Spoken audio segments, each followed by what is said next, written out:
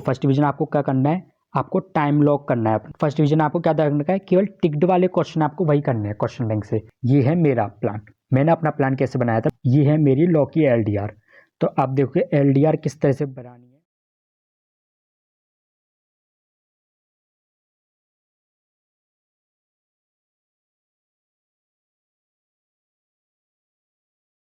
Hello guys, welcome back to Tax with Niket. I am CA Niket Sharma and today we are going to see, as you must have already seen the title or the thumbnail, we are going to see how I cleared my CA and both groups in just 2.5 months. So yeah guys, आप में से कुछ कहेंगे you just got lucky or this is due to luck. You will yourself judge after this video whether it's due to luck or due to my preparation or whatever. तो yeah guys, मेरे पास काफ़ी messages आ रहे थे Telegram पर, मुझे पूछ रहे थे कि भैया आपने ये सब्जेक्ट कैसे अप्रोच करा, ये कैसे अप्रोच करा, आपकी ओवरऑल स्ट्रेटेजी क्या थी, प्लानिंग क्या थी। तो ये मैं वीडियो इसलिए लाया कि मेरे पास काफ़ी सारे मैसेज आए थे, सबको इंडिविजुअली बताना पॉसिबल नहीं हो पाता, इसलिए मैं एक वीडियो बना रहा हूँ। इसमें आप देख लेना कि मैंने हर एक सब्जेक्ट को मेरा कैसे अप्रोच करा, किस तरह से मेरी प्लानिंग थी, कैसे था। और आपको किसी स्पेसिफिक, क्योंकि मैं तो आपको अपना प्लान बता रहा हूँ 2.5 महीने का मेरा कैसे है प्लान। अगर आपको किसी स्पेसिफिक सब्जेक्ट की वीडियो चाहिए तो आप मुझे नीचे कमेंट में बता सकते हैं। मैं उस स्पेसिफिक सब्जेक्ट को कैसे मैंने अप्रोच करा था, क्या बेस्ट वे हो सकता है, क्या मेरी गलतियाँ थी जो आप ना करो, और क्या मैंने चीज़ें अप्लाई करी जिससे मुझे रिजल्ट मिले, वो मैं आपको बताऊँगा। तो आप उस चीज़ को फॉलो कर सकते हो। तो आपको किसी सब्जेक्ट की स्पेसिफिक वीडियो चाहिए तो आप नीचे कमेंट कर सकते हैं। गाइज ये वीडियो थोड़ी बड़ी हो सकती है, तो अगर आप थोड़ी बिजी हैं या फिर कुछ काम करें तो आप इस वीडियो को मत देखना। तो आप इस वीडियो को अपने लंच के टाइम पर या कुछ आप फ्री हो तब आप देख सकते हैं। जैसे लंच करते हुए टाइम पे देखेंगे तो ज़्यादा सही रहेगा, क्योंकि आप उस टाइम पर कुछ नहीं कर रहे होंगे, वीडियो ही सुन लेंगे तो क्योंकि वीडियो काफ़ी यूज़फुल होने वाली है। क्योंकि अभी भी आप देख सकते हैं, अगर आप अपना टाइम निकालते तो आपके पास 2 महीने से 2.5 महीने लगभग इसी टाइम के बीच का ही टाइम रह गया है। तो आप उसमें भी अप्लाई कर सकते हैं। मैं स्ट्रेटेजी कैसे अप्लाई कर सकते हैं, क्योंकि मैंने जो 2.5 मंथ की बताई हुई है इसमें मैंने स्क्रैच से बताया कि आपने सीधे रिजल्ट आया उसके बाद से आपको क्या कैसे करना है वो आपको करना है, वहाँ से मैंने आपको बताया। लेकिन अगर आपके पास अगर पूरे 2.5 महीने भी नहीं है तो इसमें क्या है, इसमें आपने कुछ ना कुछ सिलेबस तो अपना कंप्लीट ऑलरेडी कर ही लिया होगा। तो इससे क्या होगा, अगर आप ये स्ट्रेटेजी उसके आगे से फॉलो करना शुरू कर दें तो अभी आप तो अपना काफ़ी कवर अप कर सकते हैं। तो आप स्ट्रेटेजी के अकॉर्डिंग तब भी चल सकते हैं। इसलिए बोलूँगा अगर आप बिजी हो तो इस स्ट्रेटेजी को, इस वीडियो को मत देखना।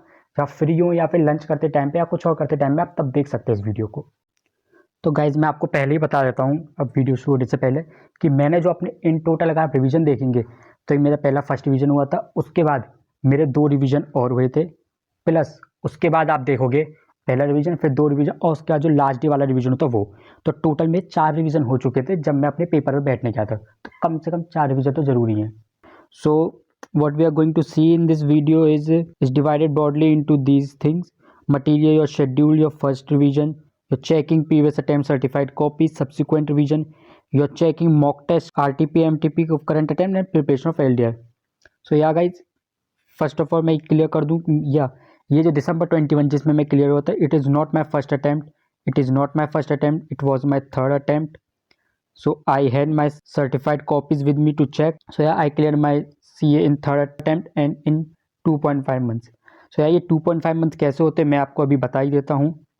जैसे या मैं यहाँ पे लिखता हूँ, जैसे आप देखेंगे हमारा जो लास्ट वाला जो था वो आया था 13 सितंबर को, हमारा रिजल्ट आया था 13 सितंबर को आपका रिजल्ट आया था। और अप्रॉक्सीमेटली 15 सितंबर से मैं स्टडी के लिए बैठ गया था अपनी, 15 सितंबर से स्टडी के लिए बैठ गया था। और हमारे जो एग्ज़ाम थे वो हमारे थे 5 दिसंबर से हमारे एग्ज़ाम थे, 5 दिसंबर से एग्ज़ाम थे। तो आप ब्रॉडली आइडिया लगा सकते हैं कि यहाँ पे आपको अप्रॉक्सीमेटली 2.5 मंथ्स ही मिलेंगे।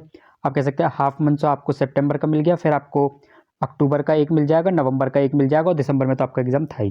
तो आपको 2.5 मंथ इस तरह से होते हैं। तो यह आप देखते हैं मेरा कैसे रहा था शेड्यूल या स्ट्रेटेजी। सो या पहले हम देखते हैं मटेरियल के ऊपर। मटेरियल तो ये आप बात कहीं पे बिठा लो, कहीं पे याद कर लो, रट लो इस चीज़ को। There is nothing greater than I से study material, nothing, no teachers book, nothing. आपको रिगरसली आई का स्टडी मटेरियल ही फॉलो करना चाहिए। एटलीस्ट अगर आप किससे भी कोचिंग भी ले रहे हैं, किसी की बुक भी रेफ़र कर रहे हैं तो आपको चैप्टर वाइज भी चेक करना चाहिए क्या वो स्टडी मटेरियल से मैच करता है या नहीं करता है। अगर वो स्टडी में से मैच नहीं करता, चाहे कितना भी बड़ा टीचर हो, छोड़ दो उसका मटेरियल। आपने क्लास ले ली, ठीक है, अंडरस्टैंडिंग ऑब्टेन कर ली, पर आईसीए का स्टडी मटेरियल ही फॉलो करो आप। तो इस वीडियो में आपको भी आगे बताऊँ कि मैंने किन किन टीचर्स को फॉलो करा और किन किन टीचर्स में क्या क्या कमी थी, किन टीचर्स की बुक में या फिर क्वेश्चन बैंक में क्या क्या कमी थी, मैं आपको सब बताऊँगा। सीधे टीचर्स का नाम लूँगा मैं, मुझे ऐसा कोई डर भी नहीं है कि टीचर्स का नाम ले रहे हैं, आपको हेट देना है आप हेट दो, पर मुझे जो गलत लगा टीचर्स में वो मैं आपको यहीं पे सीधे सीधे साफ साफ बताऊंगा। या उसके बाद देखिए, आप कोई अच्छा सा कोई क्वेश्चन बैंक भी फॉलो करना चाहिए। क्वेश्चन बैंक आप ले लो कोई भी अच्छा, लेकिन आप क्वेश्चन बैंक लेने से पहले आपको कुछ चीज़ें ध्यान में रखनी चाहिए। आपको क्या क्या चीज़ें क्वेश्चन बैंक लेने से पहले ध्यान रखनी चाहिए। सबसे पहला, क्वेश्चन बैंक आप कभी भी खुद से कोई भी क्वेश्चन बैंक मत लेना। सबसे पहले आप ये देखो, क्या आपका कोई फ्रेंड कोई क्वेश्चन बैंक फॉलो कर रहा है या नहीं कर रहा है। अगर कोई क्वेश्चन बैंक वो फॉलो कर रहा है तो फ्रेंड से पूछो कि क्या उसमें सारे स्टडी मेट के क्वेश्चन हैं। आरटीपी एमटीपी जो जुलाई 17 के बाद से जब से नया सिलेबस आया है तब से सारे स्टडी मटेरियल के आरटीपी एमटीपी पास्ट एग्जाम के क्वेश्चन सारे हैं कि नहीं है। क्योंकि आप अगर कोई खुद से कोई क्वेश्चन बैंक उठाएंगे तो आप सीधे हो सकता है उसके सारे क्वेश्चन आप चेक ना कर पाएँ कि इसमें सब क्वेश्चन है या नहीं, और आप ले लोगे। बाद में लेने के बाद आप आधा पढ़ लोगे, उसके बाद आपको पता चलेगा कि क्वेश्चन बैंक तो ये ख़राब निकला, इसमें क्वेश्चन हैं पर क्वेश्चन के आंसर चेंज करे हुए हैं, या फिर क्वेश्चन ही नहीं है, या फिर क्वेश्चन है पर वो दूसरे चैप्टर में डाल दिए हैं, कंपाइल ठीक से नहीं करा है जिसने भी करा हुआ है। तो इस सबसे पहले आप अपने फ्रेंड को देखो कि कोई आपका फ्रेंड फॉलो कर रहा है या नहीं कर रहा। उसके बाद अगर फ्रेंड नहीं है तब मैं कहूँगा किसी टीचर का क्वेश्चन बैंक में कहूँगा आप फॉलो करना। ये नहीं कि कोई भी, जैसे मार्केट में आपको बता दूंगा ना, कोई भी किसी को जैसे कोई और है, कोई टीचर नहीं है पर वो केवल अपना क्वेश्चन बैंक निकाल रहा है, तो ऐसे के क्वेश्चन बैंक मत रेफर करना अनलेस आपको पूरा पूरा भरोसा हो कि वो क्वेश्चन बैंक बिल्कुल सही होगा। जैसे मैं आपको बताया तो क्वेश्चन बैंक के लिए रवि अग्रवाल क्वेश्चन बैंक, जैसे एक है हमारे रवि अग्रवाल, उनके क्वेश्चन बैंक मैंने भी रेफर करे, पर मैं तो आपको कहूँगा जब आपके पास कोई ना बचे, जब बिल्कुल आपके पास कोई ना बचे तब रवि अग्रवाल के क्वेश्चन बैंक फॉलो करना, वरना रवि अग्रवाल के क्वेश्चन बैंक बिल्कुल भी फॉलो मत करना। पहले किसी टीचर के क्वेश्चन बैंक लो, उसके बाद ही रवि अग्रवाल के क्वेश्चन बैंक फॉलो करना आप। ये मेरा पर्सनल ओपिनियन है, आप सबका डिफर कर सकता है। जैसे मैं बताऊँ, मैंने जब अपने डीटी का क्वेश्चन बैंक रवि अग्रवाल का, उन्होंने उसके फेस पे लिखा होता है कि सारे क्वेश्चन है past study material RTP MTP सारे क्वेश्चन है उसमें, पास्ट एग्जाम क्वेश्चन के आरटीपी एमटीपी स्टडी मेट सब कुछ है, अमेंडेड है पूरा। बट बाद में वो तो हेस्टी मैंने में कर लिया था, लेकिन बाद में जब आया हमारे पास हमने देखा काफ़ी पतला भी था क्वेश्चन, काफ़ी सही भी है। बाद में जब हमने खोल के देखा तो उसमें केवल स्टडी मेट के क्वेश्चन ही थे, क्योंकि ऑब्वियसली सी बात है कि अगर पास्ट आरटीपी एमटीपी या एग्जाम के क्वेश्चन अगर वो कंपाइल करते उनको अपडेट करने पड़ते, और स्टडी मेटेरियल उसी टाइम पे बिल्कुल नया नया IC ने इशू करा था तो उसमें बिल्कुल अपडेटेड क्वेश्चन से, तो इसलिए केवल वही ले लिया, पर उन्होंने अपने फेस पे यही लिखा होता कि सारे क्वेश्चन है। तो इस तरह से बता दो कोई, तो वो तो मेरी गलती थी बिल्कुल कि मैंने वो क्वेश्चन बैंक लिया, चाहे वो DTO IDT में भी उन्होंने यही करा हुआ है। तो मैं आपको नहीं बोलूँगा कि रेफ़र को, पर जब तक ये अगर आपको रेफ़र करना तो पूरा चेक करके लेना इनका क्वेश्चन बैंक।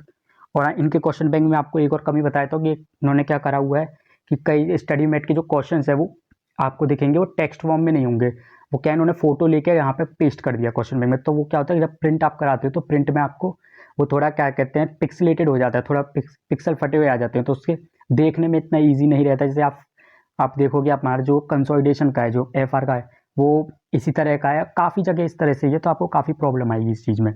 और क्योंकि इन्होंने क्या करा हो, कई तो चैप्टर्स भी इधर उधर हुए पड़े हैं कि फॉरेक्स का है, कोई SFA में फॉरेक्स आया था वो म्यूचुअल फंड में डाले, क्योंकि उसमें थोड़ा सा म्यूचुअल फंड का आया हुआ है कंसेप्ट। तो इन कंपाइलेशन में एरर इस तरह से हैं, तो मैं बोलूँगा कि मत रेफ़र करना जब तक आपके पास कोई और नहीं हो। दूसरा, क्वेश्चन बैंक के लिए तो चलो ठीक है, मैं आपको अभी आगे भी बताऊँगा, अपने सब्जेक्ट वाइज बताऊँगा तब देख लेंगे। अब दूसरा, अमेंडमेंट्स। आपको जब भी आप अपना क्या कहते हैं आपका रिजल्ट आ गया, अगर आप फेल हो गए हैं दोनों ग्रुप में, उसके बाद आपको बोथ ग्रुप देने, तो उसके बाद आपको पता होना चाहिए कि अमेंडमेंट किस सब्जेक्ट में कितनी कितनी है, जिससे आपको अंदाज़ा लगे कि इसको अमेंडमेंट को करने में कितना टाइम लग जाएगा, उस हिसाब से अपना शेड्यूल बनाएं। तो आपके पास अमेंडमेंट्स आपको पता होनी चाहिए, या आप अमेंडमेंट अपने पास ऊपर बेसिकली ब्रॉड व्यू या हेलीकॉप्टर व्यू आपको ले लेना उसका कि कितनी अमेंडमेंट्स है। तो या इसके बाद अब देखते हैं सब्जेक्ट वाइज में बताता हूँ कि आपको मैंने क्या क्या रेफ़र करा था। ठीक, अब इसके बाद देखते हैं। तो या सब्जेक्ट वाइज FR के लिए तो मैं बस एक ही वर्ड है मेरे पास कि FR में आपका काफ़ी अच्छे नंबर आ जाएंगे, बहुत अच्छे नंबर आ सकते हैं बस। बट जिस टीचर से मैंने क्लास ली है उस टीचर से क्लास मत लेना, जिस टीचर का मटेरियल मैंने फॉलो करा उस टीचर का मटेरियल फॉलो मत करना, बस आप पास हो जाओगे, बहुत अच्छे नंबर आ जाएंगे। सही में मज़ाक नहीं कर रहा, बहुत बढ़िया नंबर आ सकते हैं मेरे। आज तक FR में कभी भी 45 या फिर कभी मैं पास ही नहीं हुआ है। जो मेरा अभी पास हुआ, अभी जो दिसंबर 21, उसमें भी मेरे आई थिंक 45 नंबर आए हैं, वो हाईएस्ट अब तक FR के। उससे ऊपर मेरा आज तक कभी नहीं गया। लोगों के पहली बार में ही एग्जामिशन आ जाती है, 60-70 आई थी, मैंने बहुतों के देखा हुआ है। तो बताए तो मैंने क्लास ली थी, मैंने क्लास, एक मिनट, हाँ मैंने क्लास ली थी प्रवीण जिंदल सर से ली थी। मैं बता दूंगा, उनसे तो बिल्कुल क्लास मत लेना, सीरियसली बिल्कुल क्लास मत लेना। उनके कई कंसेप्ट में हो चुके हैं, हुए पड़े हैं। मैं आपको खुद इसमें, मेरे पास अभी मैंने आगे स्लाइड रखी हुई है, मैं आपको दिखा दूंगा। मैं ऐसी हवा में बात नहीं बोल रहा हूँ, सही में कई जगह पर उन्होंने करा हुआ है। मैंने लगभग ये समझ सकते हो, मैंने, क्योंकि मेरा 3rd अटैम्प्ट था, तो मैंने अपने पिछले लास्ट 2 अटैम्प्ट में देखा होता किस किस टीचर ने कहाँ का करा हुआ है। आप बस टीचर का नाम बोलो, मुझे पता होगा उन्होंने कहाँ का करा हुआ है। चाहे उनका क्वेश्चन बैंक हो, चाहे उनके कंसेप्ट में हो, चाहे उनके नोट्स में हो, चाहे क्लासेस में हो, चाहे किसी भी चीज़ में हो, मुझे सब, मैंने मोस्टली मैंने सबको देखा हुआ है कि क्या क्या करा हुआ है उन्होंने। तो मैं कहूँगा प्रवीण जिंदल का मत ही लेना। चाहे मैं कहूँगा सबसे बढ़िया, और इनके लिए बता दूँ ऑल्टरनेटिव में, मैं बता दूंगा सबसे बढ़िया और कौन है, जय चावला, बहुत बढ़िया टीचर है। मैं तो उनके यूट्यूब के काफ़ी सारे रिवीजन वीडियोस देखे, मुझे बहुत बढ़िया लगे। जय चावला हैं, और आपके प्रतीक जगाती सर हैं, और आपके सुमित शारदा हैं। ये टीचर बहुत बढ़िया हैं FR के। प्रवीण जिंदल सर से तो बहुत बेटर है, बहुत बेटर है।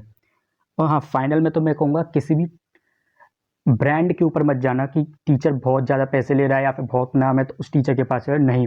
ऐसे काफ़ी सारे छोटे छोटे टीचर हैं, या फिर काफ़ी सारे जो टीचर अभी अभी आए वो बहुत अच्छा पढ़ा रहे हैं। पहले उनको कंसिडर करना, किसी सीनियर से कंसल्ट करना, तब जाके आप क्लासेस लेना। और प्रवीण जिंदल, और मैं बताऊँ इनके तो काफ़ी सारे, मतलब प्रवीण जिंदल का तो ये सीन है कि उन्होंने एक बार अपनी क्लास रिकॉर्ड कर ली है, अब उसके बाद वो क्लास आगे चलाते रहेंगे जब तक किसी इन डेज में अमेंडमेंट नहीं आएगी, तब तक वो क्लास चलाते रहेंगे वाली, जब तक वो घिसते रहेंगे। भाई आपने इन डेज पढ़ लिया है, आपको 2 साल हो गए, 3 साल हो गए हैं, भले ही उस इन डेज में अमेंडमेंट नहीं है, पर आपकी अंडरस्टैंडिंग में चेंजेस आ गए हैं, आप और अच्छी तरह से आपको समझ में आने लग गया होगा, तो आप दोबारा से क्लास करेंगे, ऑब्वियसली बात है आप अच्छी तरह से पढ़ाओगे। कम से कम साल में एक बार क्लास तो रिकॉर्ड कर लेनी चाहिए। मैंने बता दूं, मैंने इनकी क्लास जुलाई 17 की तो काफ़ी बाद ली थी, आई थिंक 1.5-2 साल बाद ली थी क्लास। उसके बाद ही मुझे पहला वाला बैच ही पहले वाले बैच की वीडियोज़ मिली थी, जो इन्होंने सबसे पहले रिकॉर्ड करा था। और आज की डेट तक जितना मुझे पता है, जुलाई 17 से हमारा सिलेबस आया हुआ है, आज हमारा मार्च 2022 है। अब तक इनके जितना मुझे पता है, इन्होंने 2 ही बार रिकॉर्ड करी हुई हैं क्लासेस, उसके आगे इन्होंने कभी क्लासेस रिकॉर्ड नहीं करी हैं। तो मैं तो नहीं रिकमेंड करूँगा किसी को भी प्रवीण जिंदल सर से लेने की। और दूसरे हैं प्रवीण शर्मा सर हैं, हाँ मतलब ठीक है, मतलब मैंने तो इनसे IPCC पढ़ी थी, बहुत बढ़िया टीचर है, मैं सही में इनको लेजेंड मानता हूँ। पर फाइनल में मुझे भी पता है इन्होंने भी कई जगह पे करे हुए हैं। मेरी फ्रेंड थी, उसके मुझे मैंने नोट्स देखे हुए हैं, तो कई जगह पे करा है। हाँ हो सकता है, जैसे इनके तो क्या है, इनके लाइव क्लासेस चलती है, तो बाद में इनके तो हर साल में या फिर हर 6 महीने में क्लास आती रहती है, तो इनका अब कुछ उन्होंने करा भी होगा, तो बाद में जाके हो सकता है इनको रियलाइज़ हो गया, इन्होंने अब तक ठीक भी कर दिया, क्योंकि मेरी फ्रेंड ने काफ़ी पहले क्लास ली थी। तो इनका अब मुझे नहीं पता क्या है, पर हाँ जितना मेरी फ्रेंड के पास जो नोट्स थे उसमें भी प्रवीण शर्मा सर के भी काफ़ी हुए पड़े थे नोट्स में। तो अब पता नहीं अब इन्होंने क्या करा, पर हाँ प्रवीण जिंदल का तो मैं बता दूं, मैंने फर्स्ट वाले बैच की इनकी वीडियो क्लासेस ली थी, उसमें जो हुआ पता वही सेकंड वाले में हुआ पड़ा है, तो इन्होंने तो बिल्कुल नहीं करा है चेंज। तो ये था मेरा FR का। और हाँ FR के मैं बता दूं, प्रवीण जिंदल सर की बुक में हमारे जो उन्होंने बुक दी थी, उसमें तो केवल स्टडी मेट के क्वेश्चन, वो भी जो पहले स्टडी मेट था, वो जो सबसे पहला IC ने इशू करा होगा ज़माने में अपना, जुलाई 17 के टाइम पर, जिसमें 2-3 क्वेश्चन थे इक्का दुक्का, बस वो वाले इन्होंने अपने स्टडी मेट में डाले हुए हैं। और ऊपर से AS के क्वेश्चन डाल रहे हैं, किसी पता नहीं IPC के डाल दिए या इंटर के डाल दिए, पता नहीं कहाँ से। हमारे स्टडी मेट के तो क्वेश्चन बिल्कुल नहीं थे उस बुक में। और जब मैं तो उनकी बुक को करके खुश हुआ पड़ा था, बाद में देखा तो स्टडी मेट में इतने सारे क्वेश्चन और ऐड हो चुके थे, ना उनकी बुक में हमारे पास RTP था, ना MTP था, ना पास्ट एग्जाम क्वेश्चन था। शायद उन्होंने अब अपनी बुक में इंक्लूड करना शुरू कर दिए, पर हमारे टाइम पे तो बिल्कुल भी नहीं थे। तो इनके लिए मैंने क्वेश्चन बैंक क्या करता, क्वेश्चन बैंक मुझे उस टाइम पर कहते हैं ना हेस्टी मैंने निकलवा दिया, तो मैंने रवि अग्रवाल सर का निकलवा दिया था। मैं नहीं बोलूँगा आप निकलवाओ, क्योंकि मेरे पास तो मुझे और कुछ दिखा नहीं था, तो मैंने रवि अग्रवाल सर का निकलवा दिया था। अब जितना मुझे पता है, अजय अग्रवाल का जो है कंपाइलर काफ़ी अच्छा है FR का, तो आप वो निकलवा सकते हैं, काफ़ी ज़्यादा अच्छा है जितना मुझे पता चला है और जितना मैंने भी देखा है। पर रवि अग्रवाल का तो मत ही निकलवाना, काफ़ी फालतू वाले क्वेश्चन भी हैं इसमें, अजय अग्रवाल ने काफ़ी सारे वो सॉर्ट करे हुए हैं। अब सेकंड हम देखते हैं, सेकंड हम देखेंगे एसएफएम। तो या अब इसको हटा देता हूँ। हाँ, एसएफएम में क्या है, एसएफएम में मैं आपको बता देता हूँ। मैंने पहले तो नोट्स फॉलो करे हुए थे, मैंने क्लासेस किसी की नहीं ली एसएफएम में। मैंने एसएफएम में नोट्स पहले फॉलो करे थे आदित्य जैन सर के। अब ये आपका पर्सनल ओपिनियन हो सकता है, मुझे पर्सनली इनके नोट्स मतलब इतना सही नहीं लगा। छोटी छोटी चीज़ों के इन्होंने कंसेप्ट बनाए हुए हैं कि अगर मंथली कंपाउंड हुई उसका कंसेप्ट 1, क्वार्टरली हुई कंसेप्ट 2, ईयरली हुई कंसेप्ट 3। भाई इनके छोटे छोटे कंसेप्ट बना रहे तो इसे 70-80 कंसेप्ट चले जाते हैं, मुझे नहीं अच्छा लगा। और हो सकता है आपको अच्छा भी लगे, मैं क्या टीचर बेकार नहीं है, मुझे बस पर्सनली अच्छे नहीं लगे। तो इसलिए मैंने इनके नोट्स पहले 2 अटेम्प्ट मैंने इनके नोट्स पढ़े थे, उसके बाद मैं इनके से शिफ्ट होकर नागेंद्र साहब पे चला गया था। और ये एक पहले ऐसे टीचर है, मैं आपको बता दूं, जितना अब तक मुझे याद आ रहा है इनके में कोई भी कमी मुझे नहीं दिखी, इनके नोट्स में कोई भी कमी नहीं दिखी। ये ऐसे टीचर है, मैं आपको कोई कमी नहीं बताऊंगा इनके इन्होंने जो यूट्यूब पे इनके रिवीजन क्लासेस है उसमें, ना इनके नोट्स में, मैं इनके भी नोट्स फॉलो करती इनकी क्लासेस नहीं ली थी, कोई भी कमी नहीं नागेंद्र साहब में बताऊंगा। बहुत अच्छे नोट्स बनाए हुए हैं, बहुत अच्छे हैं। You will really love their notes, बहुत अच्छे बनाए हैं, बहुत अच्छे। तो इसके बाद क्या है, मैं नागेंद्र सर के नोट्स पढ़े थे। हाँ, काफ़ी लेंदी हो सकते हैं, लेंदी इसलिए क्योंकि वो काफ़ी बड़ा बड़ा लिखते हैं तो उनके, और आप क्या कहते हैं एक पेज पे 2 करके प्रिंट निकलवाओ और एक के पीछे एक निकलवा लो तो काफ़ी सारा कम भी पड़ जाएगा नोट्स, इतना ज़्यादा इशू नहीं है। तो नागेंद्र सर के तो मैंने नोट्स लिए थे। और उसके बाद मैंने क्वेश्चन बैंक मैंने रवि अग्रवाल का लिया था।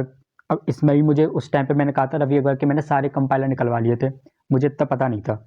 तो हाँ, पर हाँ ये कहूँगा इसमें रवि अग्रवाल कंपाइलर काफ़ी सही है, मतलब इतनी ज़्यादा कमी नहीं है इस वाले में। हाँ, थोड़ा चैप्टर की शफलिंग हुई पड़ी है, कुछ कुछ क्वेश्चन किसी दूसरे चैप्टर में, पर हाँ इसके लिए आप चाहें तो अजय अग्रवाल का कंपाइलर भी देख सकते हैं, काफ़ी अच्छा है।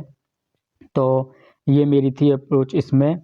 तो उसके बाद हाँ, उसके बाद अब देखेंगे ये वाला, अब देखेंगे ऑडिट। या ऑडिट में मेरा क्या सीन रहा था, ऑडिट में मैंने पहले जो मेरे 2 अटैम्प्ट थे उसमें तो मैं सुरभि बंसल मैम की बुक से पढ़ रहा था। सबसे बड़ी गलती थी मेरी, अभी बता रहा हूँ, बिल्कुल मत बुक रेफ़र करना। जितना अब तक जो मेरे पास बुक थी उसके बेस पे बोल रहा हूँ, हो सकता है आने वाली बुक में इन्होंने चेंज कर दिया हो तो मुझे नहीं पता। सूरी बंसल मैम के लिए बहुत रिस्पेक्ट है, मैंने क्लास किसकी नहीं ली थी, सूरी बंसल मैम की बुक से ही मैं अपने आईपीसी क्लियर करा। आईपीसी में मेरा सेकंड ग्रुप रह रहा था, सेकंड ग्रुप मेरा ऑडिट में पहली बार में मेरे ऑडिट में आ चुके थे आईपीसीसी में 56 नंबर, 54 या 56 आ गए थे, पता ही नहीं आई से की गलती से ही आए थे नंबर। इतना मैं बता रहा हूँ, मैं उस टाइम पे मैंने स्टैंडर्ड्स भी नहीं करे थे जो कि आईपीसी में काफ़ी ज़्यादा मैटर करते हैं। स्टैंडर्ड में करके भी नहीं, उसके बाद 56 नंबर आ गए, भाई पता नहीं कैसे बट आ गए। उसके बाद कभी भी मेरे 35 वो है 30 से 40 के बीच में ही मैंने नंबर फॉल करे थे। उसके बाद जब लास्ट अटैम्प्ट में, जब जिसमें मैं क्लियर होता, उस अटैम्प्ट में ही केवल मैंने सुरभि मैम की बुक उठाई थी आईपीसीसी में और मैं पास हो गया था।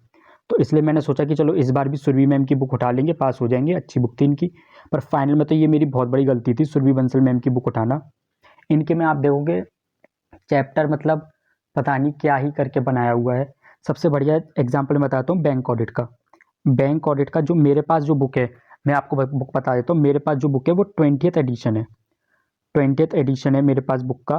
तो उस वाली बुक में क्या है, बैंक ऑडिट ऐसा मतलब आप देखोगे ना स्टडी मेट से मैच करने बैठ जाओगे, इनकी बुक में जो है वो आपको स्टडी मेट में नहीं दिखेगा, जो स्टडी मेट है वो इनकी बुक में नहीं दिखेगा। भाई पता ही नहीं कहाँ से है, कैसे है, क्यों है।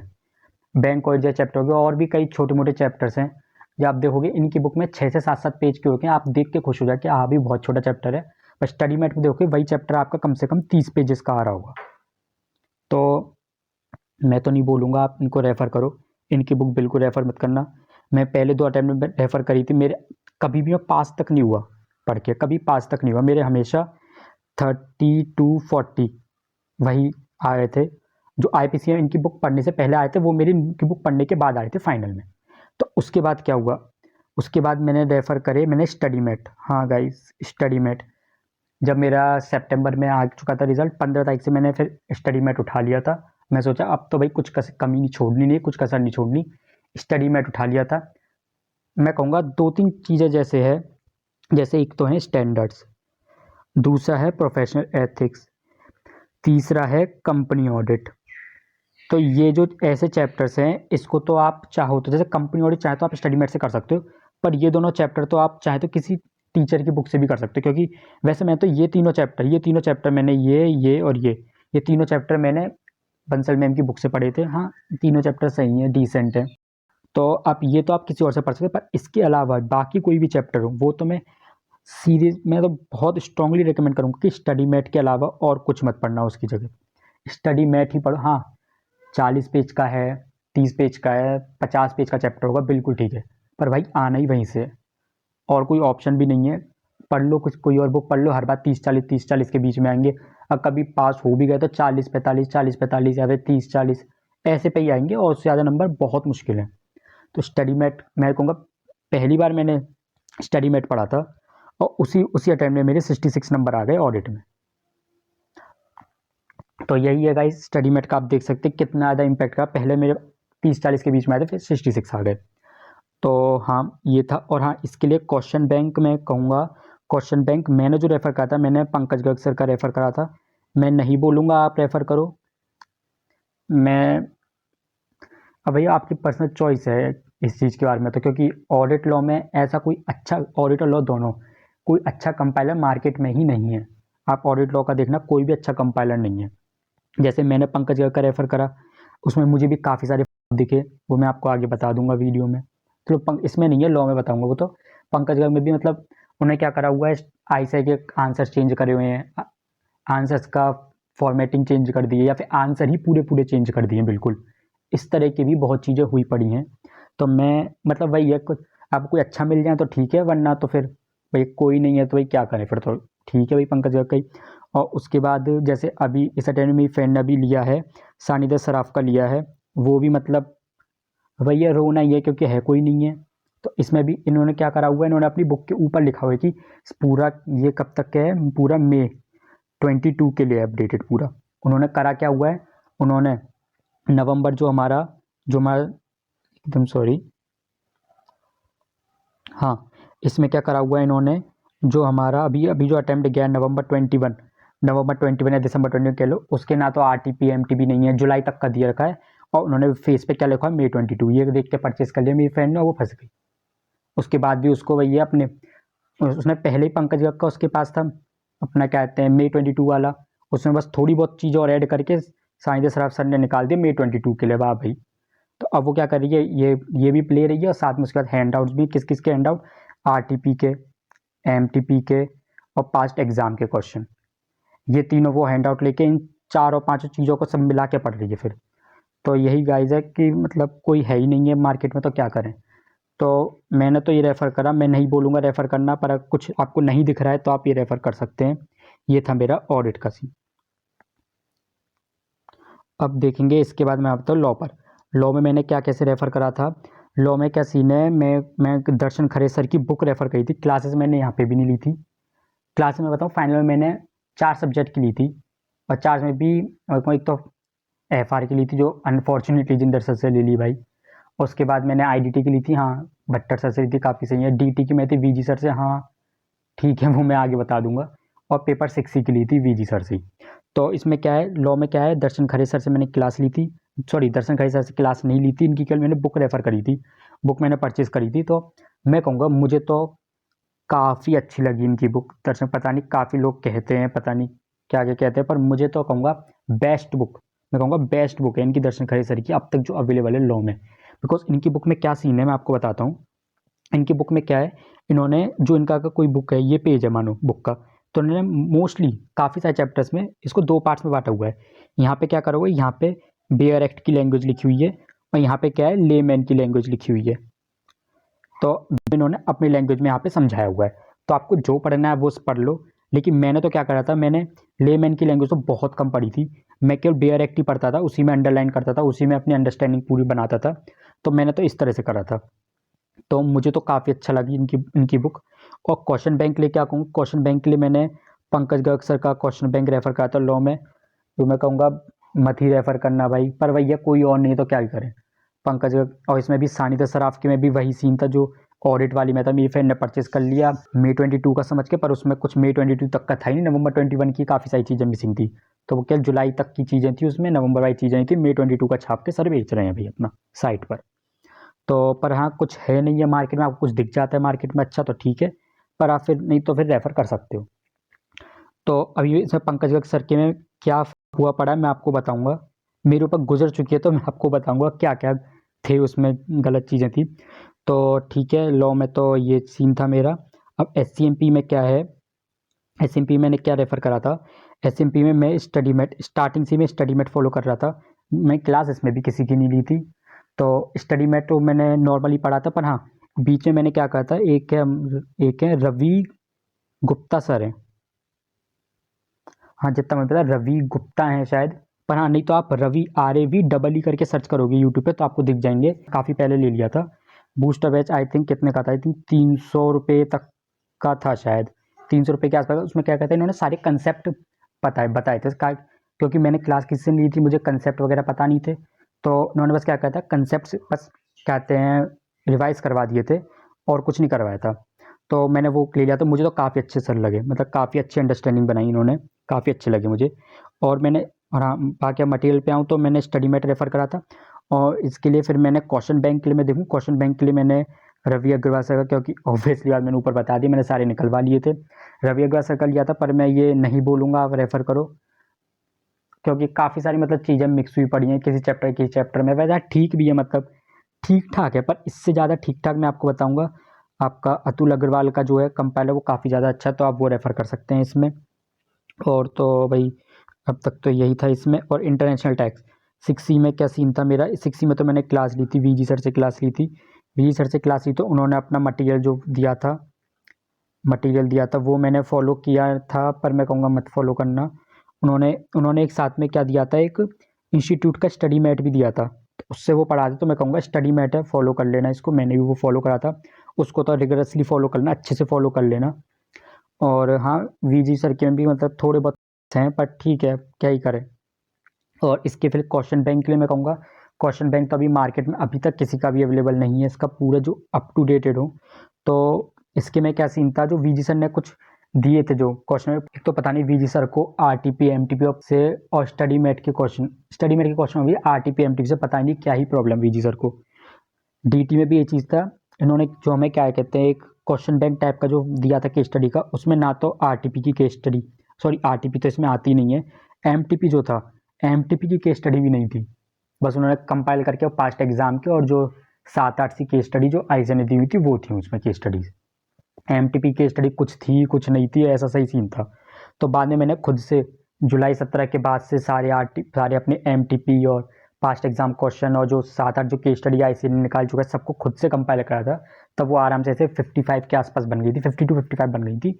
अब तो आई थिंक 60 के आसपास हो गई होंगी केस स्टडीज़। तो इस तरह से मेरा रहा था ये इंटरनेशनल टैक्सेशन। तो अब आप DT के देखेंगे, DT में मैंने क्या फॉलो करा था, DT में मैंने VG सर से क्लास ली थी। VG सर ने जो 5 मॉड्यूल दिए थे वही थे, और उसके बाद इनकी समरी को ही मैंने फॉलो करा था। तो मैं तो कहूँगा समरी अच्छी थी इनकी अच्छी समरी है, मैंने वो कोई फॉलो नहीं करी और कुछ नहीं।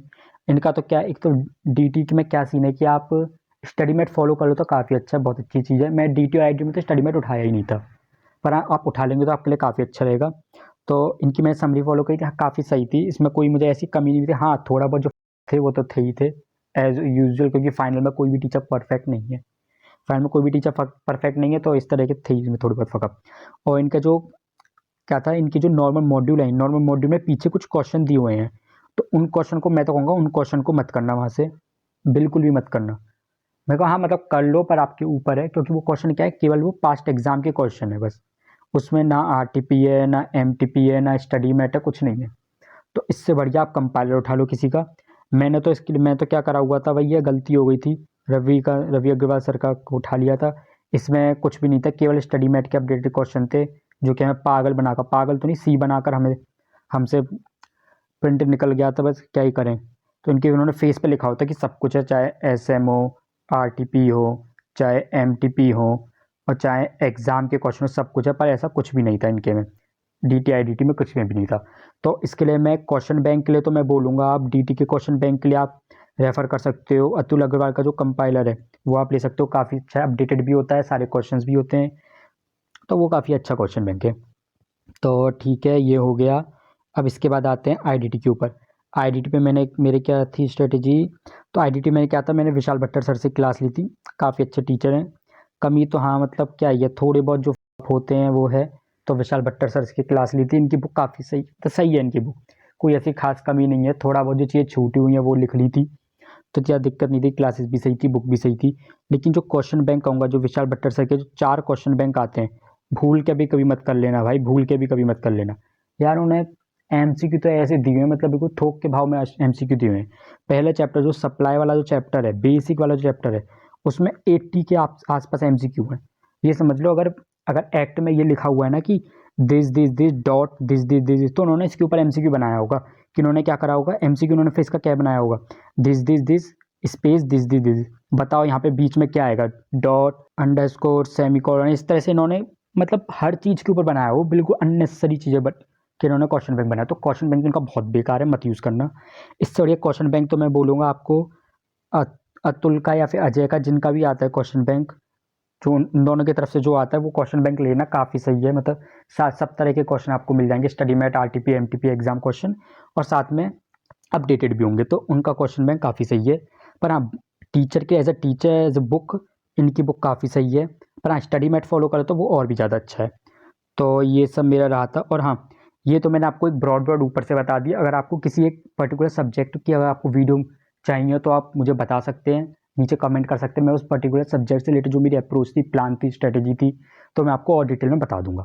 अब हाँ, तो मैंने अब आपसे क्या कहा था, एफआर में जो प्रवीण जिंदल सर का कुछ हुआ पड़ा था, और साथ में लॉ में, क्योंकि ऑडिट का अभी मुझे दिखा नहीं इतना जल्दी, तो लॉ में क्या था, लॉ में पंकज गर्ग सर का थोड़ा एक हुआ पड़ा था, और यहाँ पे प्रवीण जिंदल सर का। मैं क्यों इनको स्ट्रांगली रिकमेंड नहीं कर रहा किसी को, इनका कंपाइलर और ये तो एज अ टीचर ही मैं क्यों रिकमेंड नहीं कर रहा, देखो मैं आपको बताता हूँ क्या था फ़र्क। अब देखो, ये है पंकज गर्ग सर, ये लॉ का है। तो आप देखना इसमें क्या है, ये आप देख सकते हैं, ये हमारा जुलाई 21 में आया हुआ है ये क्वेश्चन। देखो जुलाई 21 है, जिस अटेंड में मैंने दिया था, मतलब मैं इनका कंपाइलर करके जा रहा हूँ सर का। और बिल्कुल अगर मान लो वही क्वेश्चन छपा हुआ आ जाए, तो हमारा तो कॉन्फिडेंस होगा ना कि हम तो सबसे पहला क्वेश्चन वही लिख कर आएंगे भाई, बिल्कुल ये अच्छी तरह से आता है, अभी तो पढ़ के आए हैं बिल्कुल। ये आई थिंक हाँ जुलाई अटेम्प्ट का ही है। तो इसमें देखो क्या पूछा, ऊपर का इतना इंपॉर्टेंट नहीं, ये वाला पढ़ लो बस आप। इसमें क्या है, if mister Y appointed as a alternate director in place of director whose term is indefinite, तो बताओ उसका टेन्योर क्या होगा। ऑल्टरनेट डायरेक्टर को आपको पता है कि जो ओरिजिनल का टेन्योर रहता है वही रहता है, तो इसमें क्या करें, उनका होता है इनडेफिनिट है। तो बताओ क्या जो ऑल्टरनेट डायरेक्ट अपॉइंट है उसका भी ऑल्टरनेट हो, वो उसका कहते हैं इंडेफिनिट टर्म होगा, क्या होगा। तो इसमें आईजे ने देखो अपने क्वेश्चन में क्या लिखा हुआ है, आईजे ने लिखा हुआ कि as per second provision of this alternate director shall not hold longer period, जो परमिसिबल है उसको। थर्ड प्रोविजन क्या कहता है, original director is determined before he returns to India, any provision which automatically reappoint the retiring shall apply to the original director, original and alternate director. तो लास्ट में IC ने क्या बोला, कंक्लूजन देख लो, बाकी तो क्या ही है। In the instant case alternate director shall hold the office till the director returns in India, original director returns to India. In this case mister Y, जो alternate director, mister Y shall hold office till the time original director returns to India. ठीक है, आप देखो ये है हमारे Garg sir का, गर्ग साहब का, देखो ये क्वेश्चन है, आप देखो बिल्कुल वही है।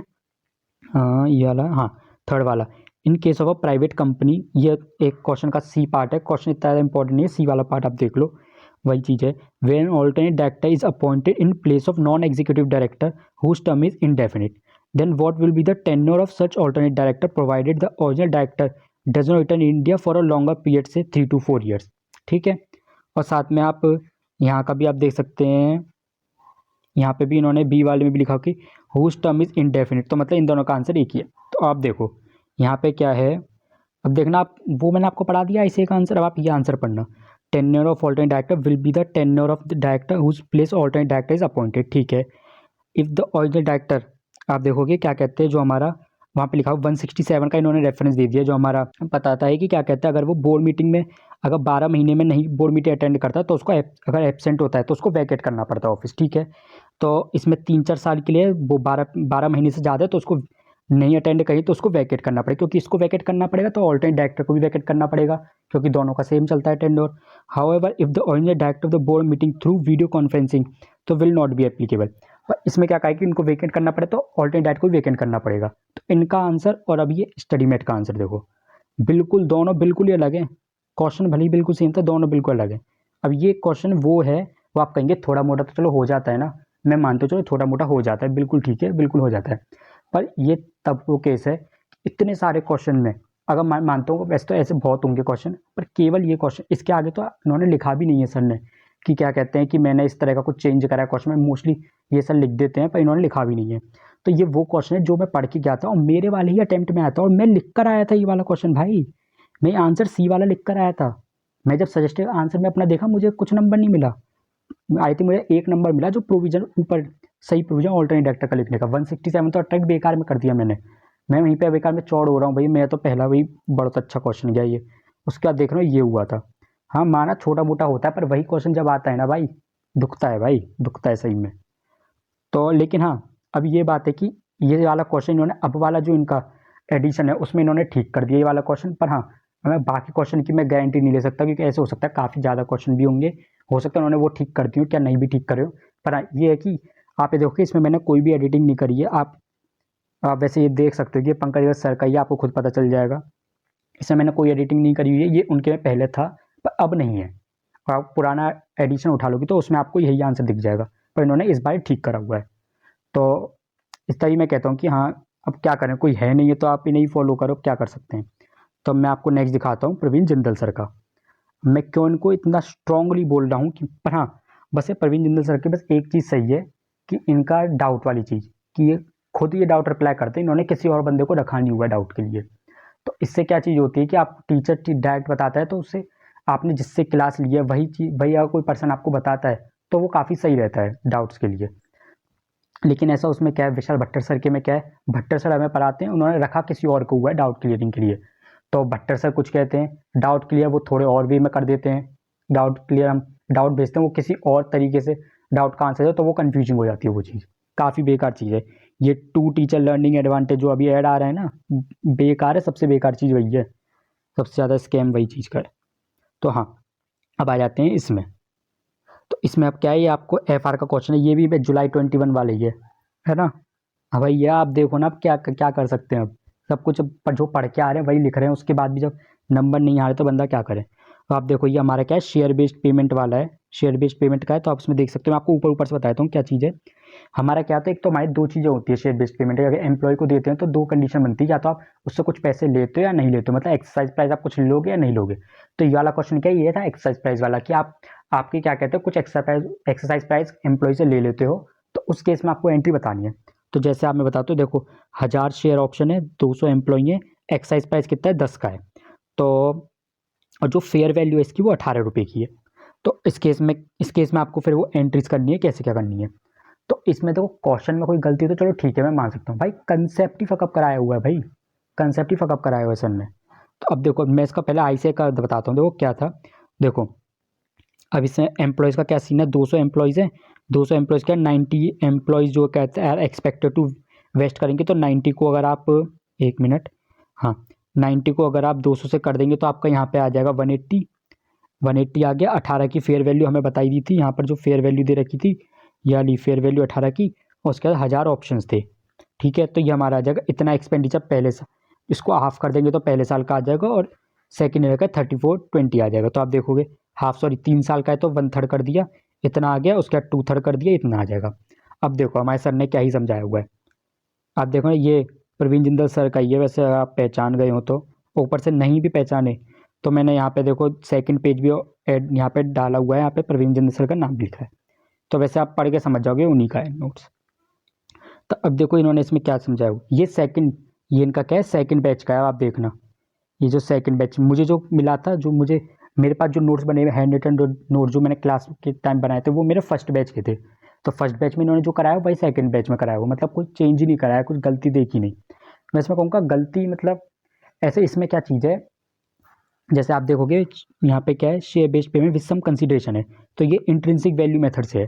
तो एक्चुअली क्या आप एक्चुअल अगर इंडियस का बेयर टैक्स पढ़ोगे तो उसमें दो चीज़ें हैं, फेयर वैल्यू मेथड और इंट्रिंसिक मेथड। अब मैं कहता हूँ चलो ठीक है आप इंट्रिंसिक वैल्यू मेथड पढ़ा रहे हो पर आई से फेयर वैल्यू मेथड ही लेता है ना यार। अगर आई से फेयर वैल्यू मेथड ले रहा है आप थोड़ा नंबर दोगे हमें एग्जाम में जाकर।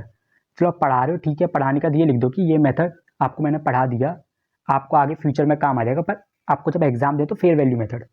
तो वैसे इन्होंने इंट्रिंसिक मेथड भी ठीक से नहीं पढ़ाया है। Intrinsic method fair value method combination करके इन्होंने इंट्रिंसिक मेथड के नाम से पढ़ाया है। तो आप देखो इन्होंने पढ़ाया क्या हुआ है, जो आप जब वो निकालोगे एम्प्लॉय बेनिफिट एक्सपेंस निकालोगे तो क्या करोगे fair value minus excise price पर शेयर। भाई कर दिया इन्होंने कांड, यहाँ पे माइनस करोगे आप एक्साइज प्राइस शेयर पर यहाँ पे आप देखोगे ICAI क्या कर रहा है, यहाँ पे आप जो हमारी फेयर वैल्यू थी 18 की, वही ICAI ने यहाँ पे 18 रुपये फेयर वैल्यू ली हुई है। ICAI ने कुछ माइनस नहीं करा हुआ है। यहाँ पे जिंदर सर पढ़ा रहे हैं भैया माइनस करो, मैं माइनस करके आ गया एग्जाम में, सामने देख रहा हूँ भाई एक नंबर आया पड़ा है, जो भी नंबर आया पड़ा है, और कुछ नंबर मिला ही नहीं है। इतना ईजी क्वेश्चन था ये वाला। तो बताओ जो तुम पढ़ के जा रहे हो वही क्वेश्चन एग्जाम में आ जाए, तुम वही चीज़ लिख कर आओगे, उसके बाद भी नंबर नहीं आया, तो भाई सही बता रहा हूँ बहुत दुखती है ये चीज़। पर अब क्या कर सकते हैं, अब क्लास ली थी बस नाम की वजह से बिक रही है क्लास, तो भाई क्या ही करें। तो हाँ, पहले ही बताया तो आपको हेट देना, आप दे दो हेट, ये मेरा पर्सनल ओपिनियन है, सीधे बता रहा हूँ मैं। टीचर है ठीक है, टीचर भाई रेस्पेक्ट है, पर गलत पढ़ाओगे तो भाई कोई चीज़ नहीं है फिर। तो हाँ, ये था, देखो मैंने बता दिया। अब इसके बाद आते हैं शेड्यूल के ऊपर, जो मैंने आपको ऊपर बेसिक पॉइंट बताए थे, उसके बाद हम आए थे शेड्यूल पर। तो हम देखते हैं शेड्यूल आपको कैसे बनाना है। सबसे ज़्यादा इंपॉर्टेंट चीज़ है शेड्यूल की, आपको डे वाइज शेड्यूल बनाना है। डे वाइज का मतलब मेरा क्या है इससे, कि आपको हर दिन का आपको पता चाहिए इस दिन में मुझे ये चैप्टर करने हैं, खत्म। आपको मोटा मोटा शेड्यूल नहीं बनाना है, आपको हर दिन का हिसाब आपको पता होना चाहिए, इस दिन में मैं क्या बनाऊंगा, इस दिन पे क्या करूंगा। मैं आपको बाद में अपना भी शेड्यूल दिखाऊंगा, मेरे पास अभी भी मेरा शेड्यूल रखा हुआ है, मैंने गूगल नोट्स पर शेड्यूल बनाया तो वो अभी तक रखा हुआ है मेरे पास। मैं आपको वो अपना शेड्यूल भी दिखाऊंगा मैंने किस तरह बनाया था। तो आपको ही बता रहा हूँ कि आपको डे वाइज शेड्यूल बनाना है अपना, और क्या करना है, try to cover each subject 4 to 6 days in first revision. जैसे आपका मान लो फेल वाला रिजल्ट आया, वैसे मेरा 13 तारीख को, 15 तारीख से जो मैं बैठा ना वो मेरा फर्स्ट डिवीजन, तो उसको आपको क्या करना है, 4 से 6 दिन देने मैक्स टू मैक्स। इसमें आप एक्सेप्शन ले सकते हैं FR का, कि FR का मुझे ज़्यादा दिन लगे थे, 7 दिन लग गए थे, उसमें भी मेरा कंप्लीट हो नहीं पाया था FR। पर आपको इतने ही दिन में आपको अपना करना है कंप्लीट। एटलीस्ट आपको 2 मॉक टेस्ट देने हैं, कम से कम 2 देने हैं। 2 मॉक टेस्ट का आपको अपने शेड्यूल में बना के चलना है कि 2 मॉक टेस्ट दूंगा तो कितना टाइम लगेगा, उसका टाइम आपको रखना है। और 2 मॉक टेस्ट में बता रहा हूँ, कम से कम आपका 1 महीना, जो लास्ट वाला महीना होगा ना, वो आपका मॉक टेस्ट ही ले जाएगा। क्योंकि आप देखिए पहला मॉक टेस्ट आप दोगे तो उसमें मैं आपको आगे बता दूंगा किस तरह से, पर पहले मॉक टेस्ट में आपको 17 दिन लग जाएंगे, बोथ ग्रुप है 8 पेपर है, और दूसरे मॉक टेस्ट में आपको कम से कम 12 दिन लग जाएंगे। तो आप इन दोनों का आप देख सकते हैं, लगभग आपको 1 महीना ही पड़ जाएगा। उसके बाद आप देखिए शेड्यूल में आपका मोटा मोटा क्या कवर होना चाहिए, आपका कवर होना चाहिए फर्स्ट डिवीजन, आपको पता होना चाहिए कब कब आपका खत्म होगा, फर्स्ट डिवीजन कब तक चलेगा वो पता होना चाहिए। सब्सिक्वेंट रिवीजन का आपको देखना है, सब्सिक्वेंट रिवीजन का क्या सीन है, सब्सिक्वेंट रिवीजन आपका होना चाहिए। मॉक टेस्ट भी उसमें पता होना चाहिए कितना दिन लेगा। आपको सर्टिफाइड कॉपी अपनी मंगा लोगे, ऑब्वियसली बात है मंगाओगे, सर्टिफाइड कॉपी और मॉक टेस्ट कॉपी दोनों आपको चेक करनी है अपनी। बैकलॉग डेज भी आपको निकालने हैं, मतलब बैकलॉग डेज क्या है कि आपने जो अपना 4 से 6 दिन का जो आपने शेड्यूल बनाया है कि आपको हर एक का अपना सब्जेक्ट 4 से 6 दिन में करना है, पर वो आपका कंप्लीट तो हो नहीं पाएगा 4 से 6 दिन में, तो आपको कुछ बैकलॉग डेज भी बनाने के, जितना ही मेरा बैकलॉग होगा सारे सब्जेक्ट्स का, 8 सब्जेक्ट्स का, वो मेरा उस टाइम पे कंप्लीट हो जाएगा। तो वो आपका बैलेंसिंग फिगर निकल कर आएगा। जितना भी आपको बैकलॉग डेज आपको खुद कैलकुलेट नहीं करना है, आपके बैलेंसिंग ही निकल कर आएंगे, जितना टाइम बचता है वो सारा बैकलॉग डेज। उसके बाद फेस्टिवल अगर कोई है, जैसे मई अटेम्प्ट में आपका होता है होली, नवंबर अटेम्प्ट है, दिसंबर अटेम्प्ट में आपका फिर पड़ता है दिवाली, तो इसके लिए आपको दिन निकाल लेने हैं। और आपको LDR भी अपना प्रिपेयर करना है। LDR मैं बता रहा हूँ आपको, छोटा टास्क लग सकता है पर सीरियस ही बता रहा हूँ, ये आपका अगर आप कोई एक दिन निकालोगे ना, एक दिन आपका पूरा ले जाएगा LDR बनने में। पूरा भी नहीं लेगा तो कम से कम 75% डे तो आपका LDR बनाने में ही निकल जाएगा। कैसे बनाना है वो मैं आपको आगे बताऊंगा। अब आते हैं फर्स्ट डिवीजन पे। फर्स्ट डिवीजन आपको करना कैसे है, आप देखो फर्स्ट डिवीजन आपको क्या करना है, आपको टाइम लॉक करना है अपना। सबसे पहले तो कंसेप्ट और क्वेश्चन बोथ दोनों के लिए सेपरेटली टाइम लॉक करना है। टाइम लॉक से मेरा क्या मतलब है, तो सबसे पहले तो, और हाँ, इस टाइम लॉक के लिए आपके पास एक बेंचमार्क पहले से होना चाहिए, बिना उसके आपने खुद से करने मत बैठ जाना। बेंचमार्क के लिए मैं क्या कहूँगा, बेंचमार्क के लिए सबसे अच्छा है आप टेलीग्राम पे सर्च करना है हेमंत सोमानी, जिसकी AIR 46 आई थी, ये आई थिंक जुलाई वाले अटेम्प्ट में आई थी। हाँ, जो हेमंत सोमानी ने, उन्होंने अपने LDR स्ट्रेटेजी बताए हुए हैं, अपने चैनल पर डाले हुए हैं टेलीग्राम पर, आप यूट्यूब पे सर्च करो वहाँ पे मिल जाएंगे, टेलीग्राम पर भी। तो उन्होंने फाइल डाली हुई, उसमें बस एक 2 सब्जेक्ट नहीं है, एक तो आपके FR नहीं है और DT नहीं है। क्यों नहीं है, क्योंकि DT काफ़ी बड़ा सिलेबस है, आपको जितना आपको मर्जी होती है आप उतना कवर करते हो। और FR का क्या है, फर्स्ट डे होता है, फर्स्ट वाला इसका होता है, आप कोई 3 दिन देता है, कोई 4 दिन देता है, कोई 5 दिन देता है, वो उसके ऊपर आता है। तो इस तरह से सीन है। तो आप उसके हिसाब से अपना टाइम लॉग में बताऊँ कैसे करना है। आप जब भी पहला कुछ उठा रहे हो तो आप ये देखना कि कितना टाइम हो रहा है, फिर अपना चैप्टर पढ़ने लग जाना। चैप्टर पढ़ते पढ़ते आप पूरा चैप्टर पढ़ लेना, फिर देखना कि टाइम कितना चला गया। तो वो टाइम आपको अपना रिकॉर्ड करना है कि मैं अगर ये चैप्टर पढ़ रहा हूँ तो मुझे इतना टाइम लग रहा है। और हाँ, इस टाइम में आपको कुछ माइनस चीज़ें करनी है। क्या माइनस करना है, देखो सबसे पहले मैं बता देता हूँ। जैसे कई बार क्या होता है, पढ़ते पढ़ते में आप अपनी थॉट्स में चले जाते हो कि आप अपना सामने पढ़ रहे हो कुछ चीज़, और सामने आप देखते हो कि यार ये वाला कंसेप्ट तो लास्ट टाइम भी पढ़ा था यार, ये हुआ तो नहीं यार कुछ भी, यार लास्ट टाइम भी पढ़ा। तो दूसरा फिर पहला तो ये थॉट आया, दूसरा थॉट आता है यार ये तो मैं पढ़ रहा हूँ, मेरा दोस्त तो पढ़ भी नहीं रहा है, उसका तो लास्ट टाइम ही क्लियर हो गया था यार, बिल्कुल सही हो गया था। फिर तीसरा आएगा यार क्या ही हो जाएगा यार, इसको पढ़ के लास्ट टाइम भी तो पढ़ लिया था। तो इस तरह के आप काफ़ी थॉट आएगी, आपके 5-10 मिनट उसी में चला जाएगा। तो ये जो 5-10 मिनट हैं ये आपको अपने उस टाइम लॉग में से माइनस करना है, और आपका जो प्योर टाइम होगा कि इतना टाइम ही आपको लगेगा अगर आप इफेक्टिवली पढ़ेंगे, तो आपको वो टाइम लॉग अपना रिकॉर्ड करना है कि इस चैप्टर को पढ़ने में इतना टाइम लगता है। तो ये चीज़ आपको क्या करना है, कंसेप्ट के लिए अलग करनी है, क्वेश्चन के लिए अलग करनी है। तो इससे क्या होगा, इससे एक चीज़ होगी कि आपके पास जब आप नेक्स्ट रिवीजन करेंगे आपको पता होगा आपको कितना दिन लगना है, और आपको ये एलडीआर में कैसे हेल्प करेगा वो भी मैं आपको बता दूंगा। तो आपको इस तरह से चीज़ करनी है। उसके बाद क्या है, समरी नोट्स या फिर चार्ट्स आपको अपने खुद के बनाने हैं, तो आप देख लेना उन्हीं 4-6 दिन जो आप अलॉट करें उसमें खुद बनाना। कुछ कुछ चीज़ क्या आप बना सकते हैं जो जो आपको डिफिकल्ट लगते हैं जैसे भी है, और जो ट्रिक या कन्फ्यूजिंग पॉइंट्स होते हैं वो आपको सेपरेट शीट ऑफ पेपर पर लिखने चाहिए। ये मेरा ओपिनियन है। आप जैसे मैंने काफ़ियों का देखा है वो करते भी हैं। तो सेपरेट शीट पर जैसे क्या चीज़ है मैं आपको बताता हूँ। जैसे अपने डायरेक्टर में काफ़ी सारे डायरेक्टर हैं, और उन सब में भी काफ़ी तरह के डायरेक्टर, और उनमें भी कई तरह की चीज़ें हैं। जैसे कैजुअल वैकेंसी हो गया, अपॉइंटमेंट हो गया, रीअपॉइंटमेंट हो गया, और कैजुअल वैकेंसी हो गई, या फिर खुद से क्या कहते हैं, खुद से निकाल रहे हैं डायरेक्टर को, रिमूव कर रहे हैं। तो इन सब में कब ओआ लगता है, कब ऐसा लगता है कि कब जनरल मीटिंग चाहिए, कब बोर्ड रेजोल्यूशन चाहिए। तो इन सब चीज़ के लिए मैंने अपने पास बनाया हुआ था, एक अपने नोटिंग करी हुई थी। या फिर आप लिख सकते हैं जो आपको क्वेश्चन की अंडरस्टैंडिंग बनती है, आप उससे रिलेटेड आप कर सकते हैं। तो इस तरह से जो छोटे छोटे पॉइंट्स हैं वो आप लिख सकते हैं। तो उससे क्या होगा, आपको ट्रिक पॉइंट्स पता चल जाएंगे कि हाँ कोई इस तरह का क्वेश्चन आएगा तो मुझे ये चीज़ तो पक्का देखनी है उसमें। तो ये ट्रिक पॉइंट्स आपको लास्ट डे पे कैसे हेल्प करेंगे वो मैं आपको बता दूंगा। अब पर हाँ इसी तरह की चीज़ आप बना के जरूर रखना। सेकंड चीज़ क्या है, second first division should not take more than 45 days. तो इसका क्या सीन होगा, 45 डेज आपका आप अगर करेंगे ना तो आपको 45 डेज से कम ही लगेगा। पर 45 डेज में क्यों बता रहा हूँ, जो बैकलॉग डेज आपके, और आपके जितना भी आपका सिलेबस बचता है वह सारा आपको बैकलॉग डेज इसी में कंप्लीट नहीं करना है। आपको सेकंड डिवीजन, मॉक टेस्ट, इन सब में भी आपको अपने बैकलॉग डेज रखने। पर हाँ अगर आप देखेंगे तो यह आपका 40 डेज के आसपास में आपका कवर हो जाएगा सिलेबस, अगर आप उसी मेरे जो प्लान है उसके अकॉर्डिंग चलेंगे तो इस तरह से आपको करना है। और आप फर्स्ट डिवीजन में आपको ये और क्या ध्यान रखना है, फर्स्ट डिवीजन में आपको क्या ध्यान रखना है, केवल टिक्ड वाले क्वेश्चन आपको वही करने हैं क्वेश्चन बैंक से, केवल टिक वाले क्वेश्चन ही करने हैं, सारे क्वेश्चन नहीं करने, क्योंकि आप पहले भी अटैम्प्ट दे चुके हैं, आपके पास टिक्ड क्वेश्चन पहले से होंगे कि कौन से अच्छे क्वेश्चन है, कौन से फालतू क्वेश्चन है। तो क्या आपको टिक वाले क्वेश्चन करने हैं, आपको सारे क्वेश्चन सॉल्व नहीं करने, और आपको कोई भी क्वेश्चन सॉल्व भी नहीं करना, और सबका केवल ऑडिट करना है आपको क्वेश्चन का। कोई हाथ से लेके मत बैठ जाना 2.5 महीने में, बिल्कुल नहीं होने वाला। केवल ऑडिट करना है, वो भी कैलकुलेटर लेकर। तो आपको ये करना है केवल कि आपको, मैं तो क्या करता क्वेश्चन को अपने कहते हैं रूम में चलते फिरते क्वेश्चन बैंक उठा लिए, एक हाथ में क्वेश्चन बैंक एक हाथ में कैलकुलेटर, तो उस तरह से मैं करता था, घूमते घूमते क्वेश्चन करता था मैं। आप सोचेंगे बहुत वियर्ड है, क्वेश्चन तो बैठ के होते हैं चेयर पे बैठ, मैं वैसे नहीं, मैं तो घूमते घूमते कर लेता था, मेरा हो जाता था। तो उसमें आपको क्या करना है, केवल कैलकुलेटर ले लेना है, क्वेश्चन पढ़ो, हल्की फुल्की जो जो भी कहते हैं कैलकुलेशन वो कैलकुलेटर पे कर लो, उसके बाद आंसर देख लो, बस खत्म। उससे ऊपर की कुछ एक्सपेक्टेशन मत रखना फर्स्ट डिवीजन में। तो अब दूसरा क्या करना है, फर्स्ट डिवीजन जैसे आपका कंप्लीट हो जाए उसके बाद क्या करना है, आईसीए की जो सर्टिफाइड कॉपी है वो आपको चेक करनी है, क्योंकि फर्स्ट डिवीजन के बाद में क्या कहना है आपके पास सारा आपको रिकॉल हो चुकी होगी सब चीज़ें। तो क्या आप कॉपी चेक करोगे तो आपको ज़्यादा टाइम नहीं लगेगा, क्यों नहीं लगेगा कि आपको पहले से रिकॉल है चीज़ें, आप देखिए क्वेश्चन नहीं है इसमें तो ये प्रोविजन लगना चाहिए, आपने ये क्यों लिखा है, आईसीए का आंसर क्या है। और जब तक आपके पहला रिवीजन हुआ होगा तब तक मोस्ट प्रोबेबली चांस है कि आईसीए के भी सजेस्ट आंसर आ चुके होंगे। तो आपका जो नॉलेज आपने जो अभी रिवाइज करा है वो, आपकी सर्टिफाइड कॉपी, आईसीए का सजेस्ट आंसर, इन सब से आप अपनी चेक कॉपी अच्छे से चेक कर सकते हो। और जो उसकी लर्निंग्स होंगी वो आपको सेपरेट पेपर पे आपको लिख लेनी है कि आपने ये गलती करी है, और ये चीज़ें भी आपको लास्ट डिवीजन पे कैसे मदद करेंगी वो मैं आपको बता दूंगा। अब आप आते हैं हमारे सब्सिक्वेंट डिवीजन पे। अब आप देखेंगे सब्सिक्वेंट डिवीजन आपको कैसे करना है। मैंने कहा था मैंने 4 रिवीजन करे हुए हैं, तो पहला रिवीजन आपका हो चुका है। अब सब्सिक्वेंट डिवीजन आपको कैसे करना है, सब्सिक्वेंट डिवीजन में आपको क्या करना है, जैसे आईसीए के एग्जाम होते हैं ना, आपको वैसे ही आपको शेड्यूल बनाना है। जैसे आपके आईसीए का एग्जाम कैसे होते हैं, हर 2 दिन में आपका एक सब्जेक्ट खत्म हो जाता है।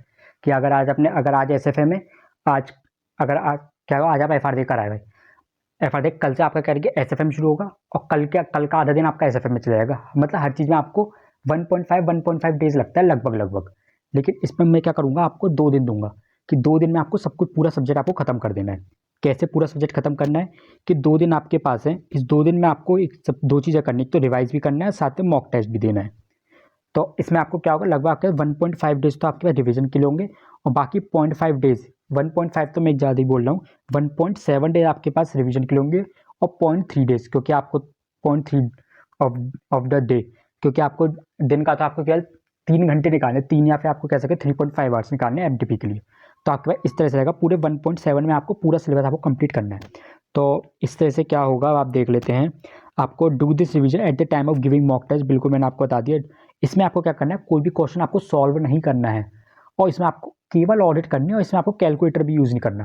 कि आप क्या करोगे, आप बस क्वेश्चन पढ़ोगे, ज़्यादा से ज़्यादा आप 5 से 10 सेकंड 15 सेकंड सोच लो और उसके बाद सीधे आंसर देखना शुरू कर दो बस। इससे ज़्यादा एक्सपेक्टेशन मत रखना, नहीं तो आपका बहुत टाइम चला जाएगा। अब नेक्स्ट क्या होगा, इसके बाद आपको करना है, आपको गिव फर्स्ट मॉक टेस्ट है एज पर आईसीएआई एग्जाम का शेड्यूल मैंने आपको बता ही दिया है कि आपको हर सब्जेक्ट 2-2 दिन में कंप्लीट करना है। तो आप कहेंगे इससे तो आपको 16 दिन बन जाएंगे, 17 कैसे हुए।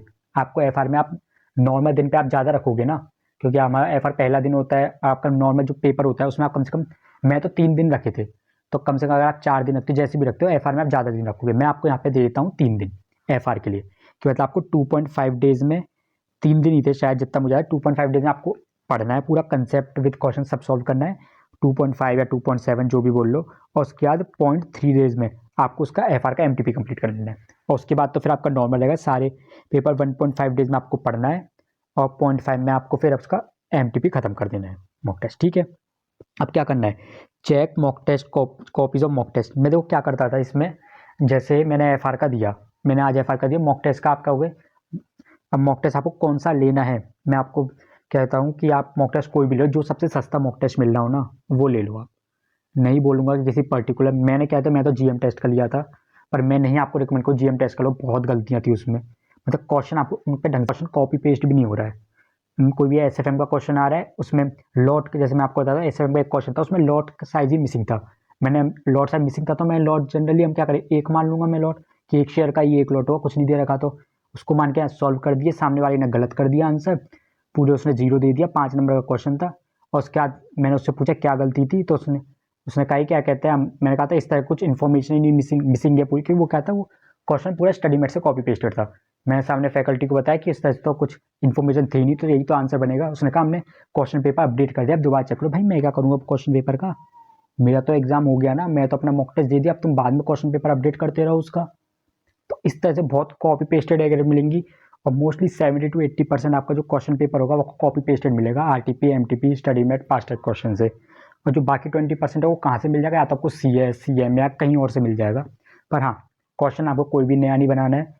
और दूसरी चीज़ मैं आपको बताता हूँ, आप जब भी अपना मॉक टेस्ट दे रहे हो तो मॉक टेस्ट आपका जो पेपर 6 हो उसका तो मॉक टेस्ट मैं बताऊँगा, आप दो तो भी ठीक, ना दो तो भी ठीक।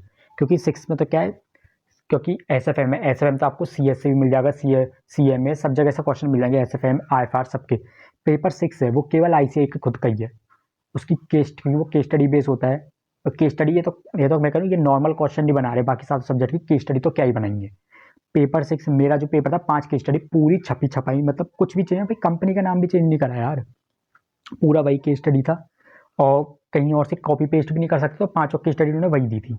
उसमें मेरी बस एक ही चीज़ का मेरा हुआ था तैयारी मॉक टेस्ट देने से। क्या क्या हुआ था कि अगर मेरे पास कोई कॉपी पेस्ट केस स्टडी आ जाती है तो क्या मैं 1 घंटे में उसको पेस्ट कर पाता हूँ या नहीं अपने एग्जाम कॉपी, बस उसके अलावा कुछ और प्रिपेयर नहीं हो पाता मेरा। तो मैं तो नहीं कहूँगा कि आप कहते हैं पेपर 6 का, तो मैं कहूँगा ना भी करो तो भी सही है। तो जो भी आपको सस्ता मिल रहा हो वही कर लेना, क्योंकि मॉक टेस्ट से आपको फ़ायदा क्या होता है, आपको डे बिफोर का आपको पता चलता है कैसे आपको प्रिपेयर करना है। आपको क्या कहते हैं क्वेश्चन पेपर, आपको किस तरह से, आपको क्वेश्चन सिलेक्शन भी आपको अच्छे से आ जाएगा, आपको 3 घंटे मैनेज करना आ जाएगा, आपको एमसीक्यू का पता चल जाएगा कि एमसीक्यू आपको कब सॉल्व करने चाहिए, पहले, लास्ट में, मिडिल में, जैसे सॉल्व करने चाहिए। और बाकी चीज़ें आपको पता चल जाएंगी मॉक टेस्ट देने से। तो जो सस्ता मिल रहा है वही मॉक टेस्ट दे देना बस। तो अब क्या है, हाँ, अब इसके बाद मैं कहूँगा, इसके बाद आप क्या करोगे, सेकंड मॉक टेस्ट। आपने पहले मॉक टेस्ट, हाँ सॉरी, मॉक टेस्ट की कॉपीज़ की कह रहा था मैं। तो कॉपीज़ आप जो चेक करोगे, तो मैं क्या करता था, जैसे मानो मैंने एफआर का दिया, तो ज़्यादातर क्या होता है 24 आवर्स में कॉपीज़ आ जाती, चाहे वो 24 या 48 आवर्स से। तो मैं एफआर का मैंने मॉक टेस्ट दिया, एसएफएम की मैं जैसे प्रिपेयर कर रहा हूँ तभी कॉपी आ जाती है, तो मुझ पर इतना होता, मैं तभी कॉपी चेक कर लेता था। मुझे पता है मेरा एसएफएम का दिन जा रहा है, मैं लगभग 1 घंटा करीब जाता था उस कॉपी को देखने में, मेरी कहाँ गलती है क्या गलती है, पूरा 1 से 1.5 घंटा देख के मैं ख़त्म कर देता हूँ।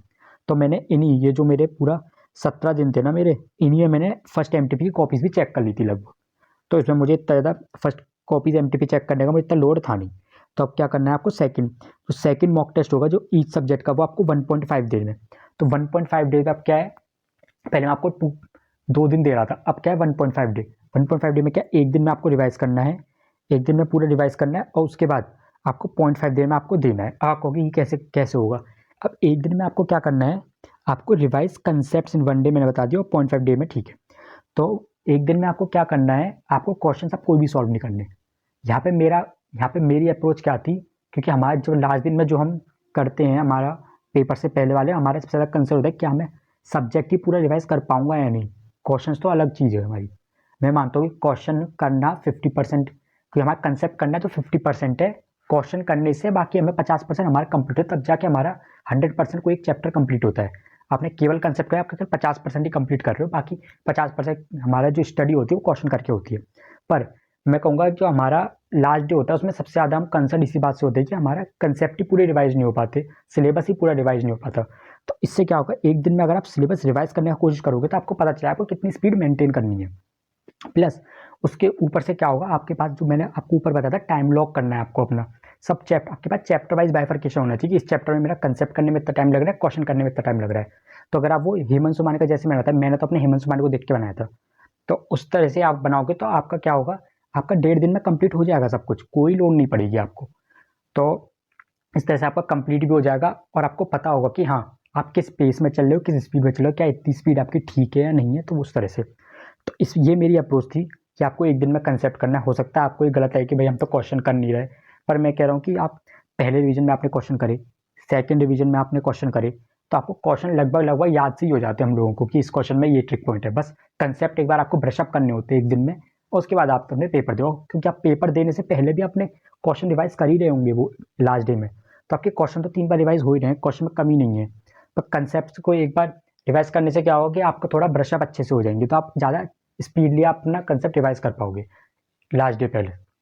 तो ये हो जाएगा। अब इसके बाद आपको क्या करना है, हाँ इसके बाद RTP MTP, हाँ तो अब क्या करना है, आपने सेकंड मॉक टेस्ट दे दिया, सेकंड मॉक टेस्ट दे दिया, तो सेकंड मॉक टेस्ट में क्या होगा, जैसे मैंने बताया एक दिन में आपको रिवाइज करना है। अब 0.5 में क्या होगा, मैंने आपको बताया था 0.3 डेज होगा। एक मिनट पहले मैं इसको क्लियर कर लेता हूँ थोड़ा। तो इसमें अब क्या है, जैसे मैं आपको बताता हूँ, जैसे मैंने दिया 1.5 दे दिया मैंने सबको, तो यहाँ पे क्या एक दिन तो आपको कंसेप्ट रिवाइज करने हैं, 0.5 डे आपको मैंने दिया MTP के लिए। कि 0.5 में क्या है, जैसे मैंने आपको ऊपर बताया था कि अगर आप एक दिन में अगर आप 10 घंटे पढ़ते हो तो 10 घंटे में से आपको कल 3 घंटे ही तो निकालने हैं बस, बाकी तो आपको टाइम आपका फ्री है 3 घंटे मॉक टेस्ट के लिए निकालने हैं। तो इसमें भी जो आपका 30% जो है आपका टाइम वो मॉक टेस्ट में आएगा, बाकी 70% जो आपका टाइम है उसमें आप क्या करोगे, करंट अटेम्प्ट की RTP और दोनों MTP पूरी आपको देखनी है। इसमें आपको सॉल्व कुछ नहीं करना है। RTP MTP में क्या करना, किसी टीचर की वीडियो लगा लेना, सब किसी किसी टीचर ने डाली रखी होगी। RTP में आपको थोड़ा टाइम लग सकता है, MTP में इतना टाइम लगेगा क्योंकि MTP में मोस्टली कॉपी पेस्ट क्वेश्चन होता है, RTP में थोड़े न्यू क्वेश्चंस भी आ जाते हैं। तो इसमें आप क्या करोगे, आपने ये कर लिया तो अब आप अपने RTP MTP देख लें, इससे आपका RTP MTP कवर हो जाएगा। पर RTP MTP में आपको अप्रोच क्या रखनी है, जैसे मैं बताया do RTP MTP in balance time after giving second mock test, बिल्कुल। तो आपको RTP MTP में क्या करना है, जो इंपॉर्टेंट क्वेश्चन आपको टिक कर लें, जो आपको डिफिकल्ट क्वेश्चन लगे, जो अच्छे क्वेश्चन लगे RTP और MTP में, जिससे आपको जो लास्ट डे होगा उसमें भी आपको वो क्वेश्चन भी देखने हैं along with your already tick marked important question. ठीक है, ये हो गया आपका सब्सिक्वेंट डिवीजन का। अब देखो ये है मेरा प्लान, मैंने अपना प्लान कैसे बनाया था, मैंने आपको पूरा अपना कथा बता दी किस तरह से बनाना। अब ये मेरा प्लान देखो, ये आप देखोगे यहाँ पे ये मैं आपको पहले ही दिखा देता हूँ। ये जो है आप देखोगे लास्ट एडिटेड आपको December 1 का मिलेगा, तो ये मेरा, मैंने उसके बाद कुछ एडिट नहीं करा था, करने की भी क्या ज़रूरत है, पर इस तरह से था ये देखो। अब इसमें क्या है, जैसे आप देखोगे लॉ है, लॉ मैंने 5 दिन में मैंने यहाँ पे दिए, 5 दिन दिए हैं, ठीक है 5 दिन मैंने लॉ के दिए। उसके बाद पहले दिन में FCRA PMLA ACA उठाया, सेकंड में SEBI FEMA foreign company NCLT special course, तो इस तरह से 5 दिन में ये मेरा बाइफरकेटेड है। 6 दिन में मेरा ये ऑडिट बाइफरकेटेड है, और 7 दिन में ये मेरा FRA बाइफरकेटेड, पर 7 दिन में मेरा कंप्लीट हुआ नहीं था, इस तरह से बाइफरकेटेड है। 5 दिन में मेरा ये SFM बाइफरकेटेड है, आप देख सकते हैं, और उसके बाद 4 दिन में मेरा ये SCMP बाइफरकेटेड है। 2 दिन मैंने इंटरनेशनल टैक्स के दिए। अब देखो इंटरनेशनल टैक्स में मेरे से क्या इशू हुआ कि लास्ट टाइम जब मैंने अपना सेकंड वाला अटेम्प्ट दिया था उसमें मैं इंटरनेशनल टैक्स की जो केस स्टडी डाइजेस्ट था वो मैंने ठीक से करा नहीं था। तो इस बार मुझे लगा इस बार तो, क्योंकि मेरा इस बार का क्या सीन था, मुझे कोई भी रिस्क नहीं रखना, सब चीज़ करके जाऊँगा, एक एक चीज़ करके जाऊँगा, कुछ भी नहीं छोड़ूंगा मैं सब चीज़ करूँगा, 100% सिलेबस करके जाऊँगा, बिल्कुल भी कोई रिस्क ही नहीं। तो मैंने कुछ भी रिस्क नहीं लिया था। इंटरनेशनल टैक्स के मैं क्या करा था, पहले मैं 2 दिन दिए, 2 दिन में मुझे पता चल गया कि हाँ केवल कंसेप्ट रिवाइज हुए हैं और बाकी कुछ नहीं हो पा रहा है। तो मैंने हर रोज़, आप देखोगे कि ये जो मेरा इतना है, इतना ये जो मेरा शेड्यूल है, ये 5 दिन का, जब भी मैं ये उठा रहा हूँ, ये इन सब के साथ ही मैंने हर सुबह अपना 2 घंटे, पढ़ने से पहले 2 घंटे अपने निकालता था 2 केस स्टडी करने के लिए, क्योंकि हमारे पास लगभग 50 के आसपास केस स्टडी, तो 25 दिन में मुझे पता था लगभग केस स्टडीज़ हो जानी है। तो लगभग मैंने अपने हर दिन पहले 2 केस स्टडी करता, उसके बाद मैं अपने इन शेड्यूल्स पे बैठता था कि मुझे अपने पहले तो 2 केस स्टडी कंप्लीट करनी ही करनी है उस दिन पे, साथ में मुझे ये शेड्यूल भी अपना पूरा करना है। तो ये सब मेरा शेड्यूल हो जाएगा। और इसके साथ अब आप देखोगे ये वाला क्या है, हाँ ये वाला डीटी मेरा 5 दिन में और आईडीटी मेरा ये 5 दिन में। आप देखोगे ये टोटल क्या है, 39 डेज आपके बन गए, ये लगभग बन जाएंगे। 4 दिन मेरे, ये तो मैंने खैर थोड़ा अपनी कैलकुलेशन करी हुई है। तो अब इसमें क्या है, ये बैकलॉग डेज, ये मेरे बैकलॉग में अपने पास क्या अलग से लिख लेता था कि दिन में मेरा इतना मैंने कर लिया, कि हाँ मुझे थोड़ा ज़्यादा मुझे लग रहा है कि स्ट्रेच हो रहा है, नहीं ये अगले दिन में भी ज़्यादा फॉल कर रहा है। अगर अगले दिन का अगर थोड़ा बहुत टाइम कंज्यूम करता है मेरा, तो मैं पिछले वाला दिन कंप्लीट कर लेता हूँ, पर अगर ज़्यादा स्ट्रेच होता है तो मैं उसको छोड़ देता हूँ कि चलो इसको बैकलॉग में डाल दो। तो ये मेरा इस तरह से बैकलॉग बना हुआ था, आप देख सकते हैं ये सब कंप्लीट नहीं होता, तो मुझे अपना कहीं ना कहीं एडजस्ट करना था इनको, या बैकलॉग डेज में करना था। और उसके बाद आप देखोगे ये चीज़, अब ये मेरा और अलग, ये भी मेरा बैकलॉग ही है। तो ऊपर ये जो मैंने बैकलॉग बना दिया, इसके बाद मैंने अपने डेज वाइज को अपने बैकलॉग को बना दिया था कि 29 को मुझे ये उठाना है, 30 को ये, 31 को ये, इस तरह से। ठीक है, अब क्या है, और उसके बाद मैंने बताया था कि मुझे मॉक टेस्ट की कॉपीज़ चेक करनी है, और ये सब मैंने अपना बना रखा था। अपने जुलाई अटेम्प्ट की कॉपीज़ चेक करनी है, और मिसलेनियस का मैंने एक दिन बनाया हुआ था, बचाया हुआ था। ठीक है, ये हमारा हो गया। अब उसके बाद क्या करेंगे, हाँ अब आप देखोगे ये मेरा फर्स्ट मॉक टेस्ट जो है मेरा, 1 मिनट, फर्स्ट मॉक टेस्ट मेरा शुरू हो जाना चाहिए। First mock test should be started from 3/11। तो 3/11 से मुझे पता है, आई थिंक मैं 3/11 जा सकता है 4/11 शायद, लेकिन जितना मुझे पता है शायद 3/11 से मेरा फर्स्ट मॉक टेस्ट स्टार्ट हो गया था। तो फर्स्ट मॉक टेस्ट मेरा स्टार्ट हो गया था, ये आरटीपी एमटीपी तो कुछ हो नहीं पाई थी, लिखा ही था बस मैंने, और ये हो गया। उसके बाद मेरा सेकंड मॉक टेस्ट मेरा 20/11 से स्टार्ट हो गया था, इतना मुझे पता है। और 20/11 से मैंने पूरा कंफर्म कर लिया था कि सब कुछ मैं ठीक बैठ रहा है नहीं बैठ रहा। 20/11 से मैं देखो सब बनाए थे कि 20 की मॉर्निंग पे मैं एफआर उठाऊंगा, 21 की इवनिंग को एसएफएम, 24 की मॉर्निंग को ऑडिट की, कुछ भी कैलकुलेशन एरर ना बचे। तो इस तरह से मैंने सब कुछ करा हुआ था। और हाँ इसमें मैं बता दूँ, सेकंड वाला मॉक टेस्ट मैंने कुछ सब्जेक्ट का मेरा रह गया था, जैसे पेपर 6 का तो मैं जानबूझ के नहीं देता क्योंकि वो पूरा कॉपी पेस्टेड था, और डीटी एडिट का भी मेरा हो नहीं पाया था तो मेरा सेकंड मॉक टेस्ट जो केवल एससीएमपी तक ही मेरा कंप्लीट हो पाया था। थोड़ा मुझे बैकलॉग थोड़ा आ गया, तो मुझे वो कंप्लीट करना था। ठीक है, तो इसके बाद अब हम देखते हैं ये, अब मेरा ये फर्स्ट, तो ये मेरा था लास्ट जो मिसलेनियस डे है, क्योंकि इसके बाद तो मुझे 2, 3 और 4 में 3 दिन मुझे अपने एफआर के देने थे। तो मैंने मिसलेनियस पे अपना सब कुछ डाला हुआ था कि प्रिपेयर एलडीआर मुझे प्रिपेयर करना है, जुलाई की मॉक टेस्ट कॉपीज़ भी चेक, जुलाई और मॉक टेस्ट की कॉपी कुछ रह गई थी वो चेक करनी थी, आईडीटी और लॉ के लिए एमसीक्यू की मुझे बुकलेट अपनी समरी बनानी थी जितना भी हो सकता था, उन सब के लिए मैंने अपना ये रेफ़र करा हुआ है जो भी करना था। और दिसंबर अटेम्प्ट के जो एमटीपी आरटीपी क्वेश्चन है उसको अपने क्या कहते हैं, मुझे अपने पास इंपॉर्टेंट क्वेश्चन टिक करने थे, प्रिंट आउट में जो लेने थे 6C की केस स्टडीज़ के प्रिंट आउट लेने थे वो भी मैंने। तो इस तरह से मैंने अपना पूरा एक जो मिसलेनियस दिन पे मैंने अपना सब कुछ लगाया हुआ था कि मुझे क्या क्या फालतू चीज़ें करनी है सब। तो इस तरह से हो गया। और इसके बाद मेरा हो गया 3/12 से, ये सॉरी 2/12 से आप देख सकते हैं फाइनल एग्जाम की एफआर की प्रिपरेशन शुरू हुई थी। तो हाँ ये मेरा था, आप देख सकते हैं इस तरह से आप बना सकते हैं अपना, कि आपका डिटेल आपके पास होना चाहिए एक शेड्यूल, कि हाँ कैसे कैसे आपको चलना है, किस किस तरह आपको आगे बढ़ना है। ठीक है, अब हाँ यहाँ पे मैं आपको एक और चीज़ बताना चाहता हूँ। तो यहाँ पे आप देख सकते हैं, यहाँ पे मैंने जो आप पे लिखा है समरी नोट्स या फिर चार्ट्स वगैरह, इसका क्या रिलेवेंस है मैं आपको बता देता हूँ। कि आप जब एग्ज़ाम दे जाओगे, एग्ज़ाम से 1 या 2 घंटे पहले आपके पास कुछ ना कुछ करने के लिए होना चाहिए। एग्ज़ाम से 1-2 घंटे पहले ये नहीं होना चाहिए कि आप अपनी रेगुलर बुक पलट रहे हो, उसमें कुछ ना कुछ देख रहे हो। सिलेबस अगर छूटता है तो छूट जाने दो, कोई इशू नहीं है। अब जो आपने पुराना पढ़ लिया है पिछले 1.5 दिन में, उनको ही थोड़ा ब्रश अप करने का, थोड़ा इंपॉर्टेंट चीज़ें करने का टाइम आ जाएगा। तो इसलिए आपको ये सब बनानी चीज़ें, ये हो गया, या फिर अपनी जो लर्निंग्स हो गई कॉपीज़ पे जो आपने लिखी, ये सब चीज़ें। तो ठीक है, ये हो गया। अब देखते हैं एलडीआर प्रिपरेशन। हाँ एलडीआर में क्या है आपके पास, आपको पता है कि आपके पास आप कैलकुलेट करोगे इफेक्टिवली तो आपके 22 से 23 दिन ही बनेंगे करने को।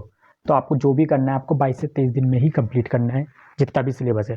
तो अगर आप हेमंत सोमानी का मैं बताऊँ रेफ़र करोगे, अगर उसके अकॉर्डिंग अपना टाइम लॉक करते हो कि आपको थोड़ा ऊपर नीचे हो सकता है, उससे मैच नहीं करेगा आपका, क्योंकि उसके आसपास है तो आपका 22 से 23 दिन में आपका इफेक्टिवली आपका कंप्लीट हो रहा होगा सारा सिलेबस, आप देख सकते हैं।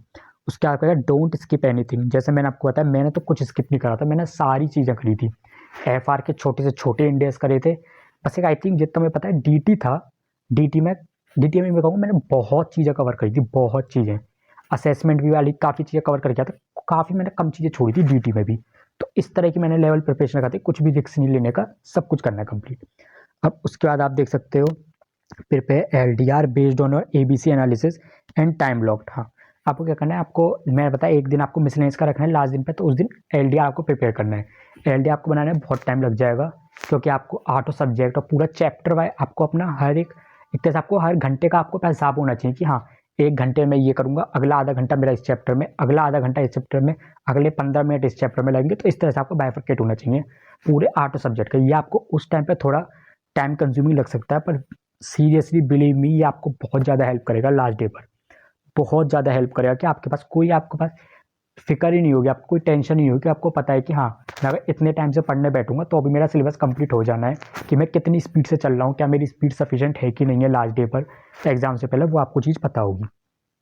तो आपको एबीसी एनालिसिस के अकॉर्डिंग बनाना है, वो मैं इसलिए कह रहा हूँ कि आपको जो टॉप ए और बी वाले चैप्टर में का छोड़ना तो कुछ नहीं है, छोड़ना तो सी वाला भी करना है, पर आपको अपना बनाना है कि सबसे पहले ए चैप्टर वाला ए कैटेगरी कंप्लीट है, फिर बी कैटेगरी कंप्लीट है, फिर सी कैटेगरी, जिससे कि अगर आपका लास्ट में अगर आप पूरा कंप्लीट नहीं भी कर पाते हो किसी रीज़न से, किसी भी रीज़न से, तो आपका केवल जो अनइम्पॉर्टेंट चीज़ है बस वही मिस आउट होगी और कुछ मिस आउट नहीं होगा। तो इसलिए आपको एबीसी एनालिसिस के अकॉर्डिंग करना है। और दूसरा क्या करना है, must give approximately 5 minute break after every 1 to 1.5 hours. तो ये मेरे क्या होती है, ये मुझसे बहुत बड़ी गलती हुई थी कि अगर मैंने डायरेक्टर है, जैसे डायरेक्टर मुझे 3 से 3.5 घंटे लगभग जितना मुझे याद है इतने लगे थे, तो उसमें मैंने कहा था बिल्कुल एट स्ट्रेच कर दिया था। लेकिन मुझे एक्चुअल, क्योंकि मैं जब अपना नॉर्मल पढ़ रहा था, अपना जो मैंने फर्स्ट डिवीजन में पढ़ा, उस टाइम पे तो मैंने ब्रेक करके करा था कि 1 घंटे में मेरा डायरेक्टर का पहला चैप्टर, लगभग 45 मिनट्स में सेकंड वाला, 15 मिनट में ये थर्ड वाला। तो इस तरह से मैंने करके बना रही कि मेरे 2.5 से 3 घंटे जितने भी लगने इतने लगने हैं। तो वो मैंने अपने एलडीआर में लिख दिया। पर एलडीआर में मुझे जब लास्ट डे में मुझे करने पे दिक्कत आ रही, क्यों? क्योंकि मैंने जब नॉर्मल करा था वो तो मैंने काफ़ी ब्रेक पे करा था। एलडीआर में मैं क्या कर रहा हूँ, लास्ट डे पर मैं पूरा एक साथ कर रहा हूँ, तो पूरा ऑल इन कर रहा हूँ, तो उससे मुझे दिक्कत हो गई थी। तो ये मैं कहूँगा ये चीज़ आप मत करना। तो उससे मेरा थोड़ा शेड्यूल हल्का सा बिगड़ गया था, पर फिर भी मैंने मैनेज कर लिया था। पर उससे आपको क्या करना है, कम से कम आपको 1 से 1.5 घंटे बाद, हर 1.5 घंटे बाद 5 मिनट का आपको ब्रेक देना है। तो क्योंकि ये क्या होगा, जैसे मान लो आप चैप्टर ही चेंज कर रहे हो, कि आपने ये पढ़ लिया डायरेक्टर की बुक रखी, वो आप थोड़ा रिलैक्स करोगे, दूसरी बुक उठाई, इतने में आपके 5 मिनट हो जाने हैं। तो आपको पता नहीं चलेगा, आपका टाइम 5-10 मिनट तक बीच में स्लिप हो जाएगा। तो इसलिए कह रहा हूँ आपको 5 मिनट का गैप तो रखना, भले आप 1 घंटे बाद भी आपको ब्रेक की जरूरत ना पड़े, पर आप अगर अपने पास रखोगे ना, तो आपको कब आपका आगे आके 5-5 मिनट एक्यूमुलेट हो जाएगा और आपको उस टाइम पे यूज़ कर सकते हो जब आपको ज़्यादा टायर्डनेस फील होगी। तो इस तरह से आप रख सकते हो। अब उसके बाद आप देखोगे start study bye 8 PM after giving last exam. तो आप क्या करोगे, जैसे एफआर का आप एग्जाम आज देकर आए हो, तो एसएफएम के लिए क्या होगा, एफआर वाला जो एग्जाम, उससे लास्ट डे वाला जो एग्जाम क्या था, एसएफएम पे लास्ट डे एग्जाम क्या है एफआर। तो उस दिन जब आप देख रहे हो, उसके लगभग 8 बजे से आप पढ़ने बैठ जाओ, लगभग 8 बजे से आप पढ़ने बैठ जाओगे, तो ही आपका सिलेबस कंप्लीट हो पाएगा, तभी आपके पास 22 से 23 घंटे बचेंगे लास्ट डे के रिवीजन के लिए। तो मैं तो कहूँगा 8 बजे के आसपास पढ़ने लग जाना। हाँ, मैंने भी अपना ऐसे ही बनाया था, पर हाँ मैं पढ़ नहीं पाया था, जितना मुझे याद है मैं किसी में भी 8 बजे के आसपास नहीं पढ़ा था, पर हाँ वो मैं थोड़ा कॉम्पेंसेट कर लिया था लास्ट रात में थोड़ा लेट सोकर। तो पर हाँ मैं कहूँगा कि 8 बजे से पढ़ना काफ़ी सही है। दूसरा, take good sleep on last day exam, मतलब कि अगर एसएफएम के एग्जाम के लिए आप प्रिपरेशन शुरू करिए, तो एफआर का एग्जाम जब आप देकर आ रहे हो, उस रात में आपको अच्छे से सो लेना है, कम से कम 6 घंटे की नींद आपको ले लेनी, 6 से ज़्यादा घंटे मत लेना, 6 से 7 घंटे मैक्स टू मैक्स। क्योंकि ये मैं बता रहा हूँ कि जिस दिन आपका एग्जाम होगा, जैसे एसएफएम वाले दिन सब कहते हैं कि उस दिन आपको अच्छे से सोना चाहिए, पर मैं कहूँगा लास्ट डे में आते तक इतना पाइलअप हो जाती हैं चीज़ें, मोस्टली कवर नहीं हो पाती हैं। तो उससे क्या होगा कि आप खुद, आपका मन नहीं करेगा सोने का, कि नहीं आज मैं नहीं सो रहा, आज नहीं सो रहा, सो जाऊंगा तो मेरा सिलेबस कंप्लीट नहीं हो पाएगा। तो इसलिए आपको क्या करना है, पहले ही आप अच्छे सो के रखोगे, तो नेक्स्ट डे पर अगर आप 4 घंटे या 3 घंटे सोने के बाद भी अगर पेपर दे के आ रहे हो, तो अभी आपकी नींद इतनी ज़्यादा इनकम्प्लीट नहीं होगी। आपको बाद में क्या करना है, यू शुड हैव समरी या important points, time limits etcetera for revising 1 to 2 hours. तो मेरे पास क्या सीन था, मेरे पास ऐसा कोई भी पेपर नहीं था, ऐसा कोई भी पेपर नहीं था 8 में से कि मैं, जब मैं कहता एग्ज़ाम हॉल में हूँ या फिर एग्ज़ाम या फिर एग्ज़ाम स्टार्ट होने के 1 से 2 घंटे पहले मैं अपनी रेगुलर बुक पलट रहा हूँ। मेरे पास कोई ना कोई समरी पॉइंट या कोई ना कोई इंपॉर्टेंट पॉइंट्स की शीट या फिर कोई ना कोई एमसीक्यू की समरी या फिर अपनी टाइम लिमिट्स की समरी, सब चीज़ मेरे पास कुछ ना कुछ था। ऐसा नहीं था कि मैं अपना रेगुलर चीज़ें ही पलट रहा हूँ। क्योंकि देखो इसमें क्या था, एसएफएम में क्या था, मैं आपको एक-एक करके बता देता हूँ। एसएफएम में क्या था, एसएफएम में मैंने आदित्य सर की वो निकाल ली थी, जो उनके फॉर्मूला की जो शीट आती है, मैंने उसका प्रिंट आउट ले लिया था, तो वो मैं पढ़ रहा था। और अपने पास जो लॉ अपने ऑडिट की मेरे पास हेमंत सुमानी की थी, जो पीडीएफ थी उसकी, उसमें टाइम लिमिट्स भी थे और एमसीक्यू की समरी भी थी, काफ़ी हेल्पफुल रही है वो।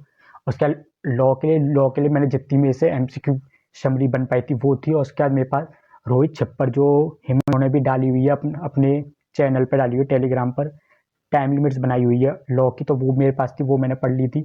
एससीएमपी के लिए मैंने अपने पास, और हाँ एससीएमपी के लिए मेरे पास वो सेम था, रोहित छप्पर की थी। उन्होंने भी अपने कहते हैं एससीएमपी के लिए जो थोड़ा बहुत कह सकते हैं कि उन्होंने कंपाइल करी हुई है कि क्या कहते हैं 6 से 7 पेज में आपको पूरा एससीएमपी के फॉर्मूलेज वगैरह या फिर जो भी कंसेप्ट वगैरह वो रिवाइज हो जाएंगे। वो चीज़ थी मेरे पास। पेपर 6 के लिए तो मेरे पास डेडिकेटेड मैंने 6 से 7 पेज मेरे पास बने थे ट्रिक पॉइंट्स के पेपर 6 के लिए, वो चीज़ थी। डीटी के लिए मेरे पास मेरे खुद के हाथ से बनाई हुई कम से 4 से 5 पेज की मेरे पास शीट थी ट्रिक पॉइंट्स की, क्योंकि मैं पेपर 6C भी कर रहा था, तो उसमें भी डी टी और इंटरनेशनल सब आया था, तो मेरी वो 6C वाली शीट भी उसमें काम करी, प्लस मेरे पास डी की अलग से मैंने ट्रिक पॉइंट्स की शीट्स बनाई हुई थी, कम से 3 से 4 पेज की वो थी मेरे पास। प्लस डी की CA यश खंडेलवाल जो सर हैं, उन्होंने भी अपनी बनाई हुई थी शीट एमसीक्यू की, उन्होंने ट्रिक पॉइंट्स की समरी बनाई, तो मैंने वो भी लास्ट डे पर रेफर करी थी। और आईडीटी के लिए क्या था, आईडीटी के लिए एक तो थोड़ी बहुत तो मैंने अपनी तरफ से जो बनाई हुई थी वो थी, और ऊपर से वो भी था कि कहीं ना कहीं से कोई इंटरेस्ट की समरी ले ली कि इंटरेस्ट कहाँ पे कितने % लगती है, कहीं से टाइम लिमिट्स की समरी ले ली।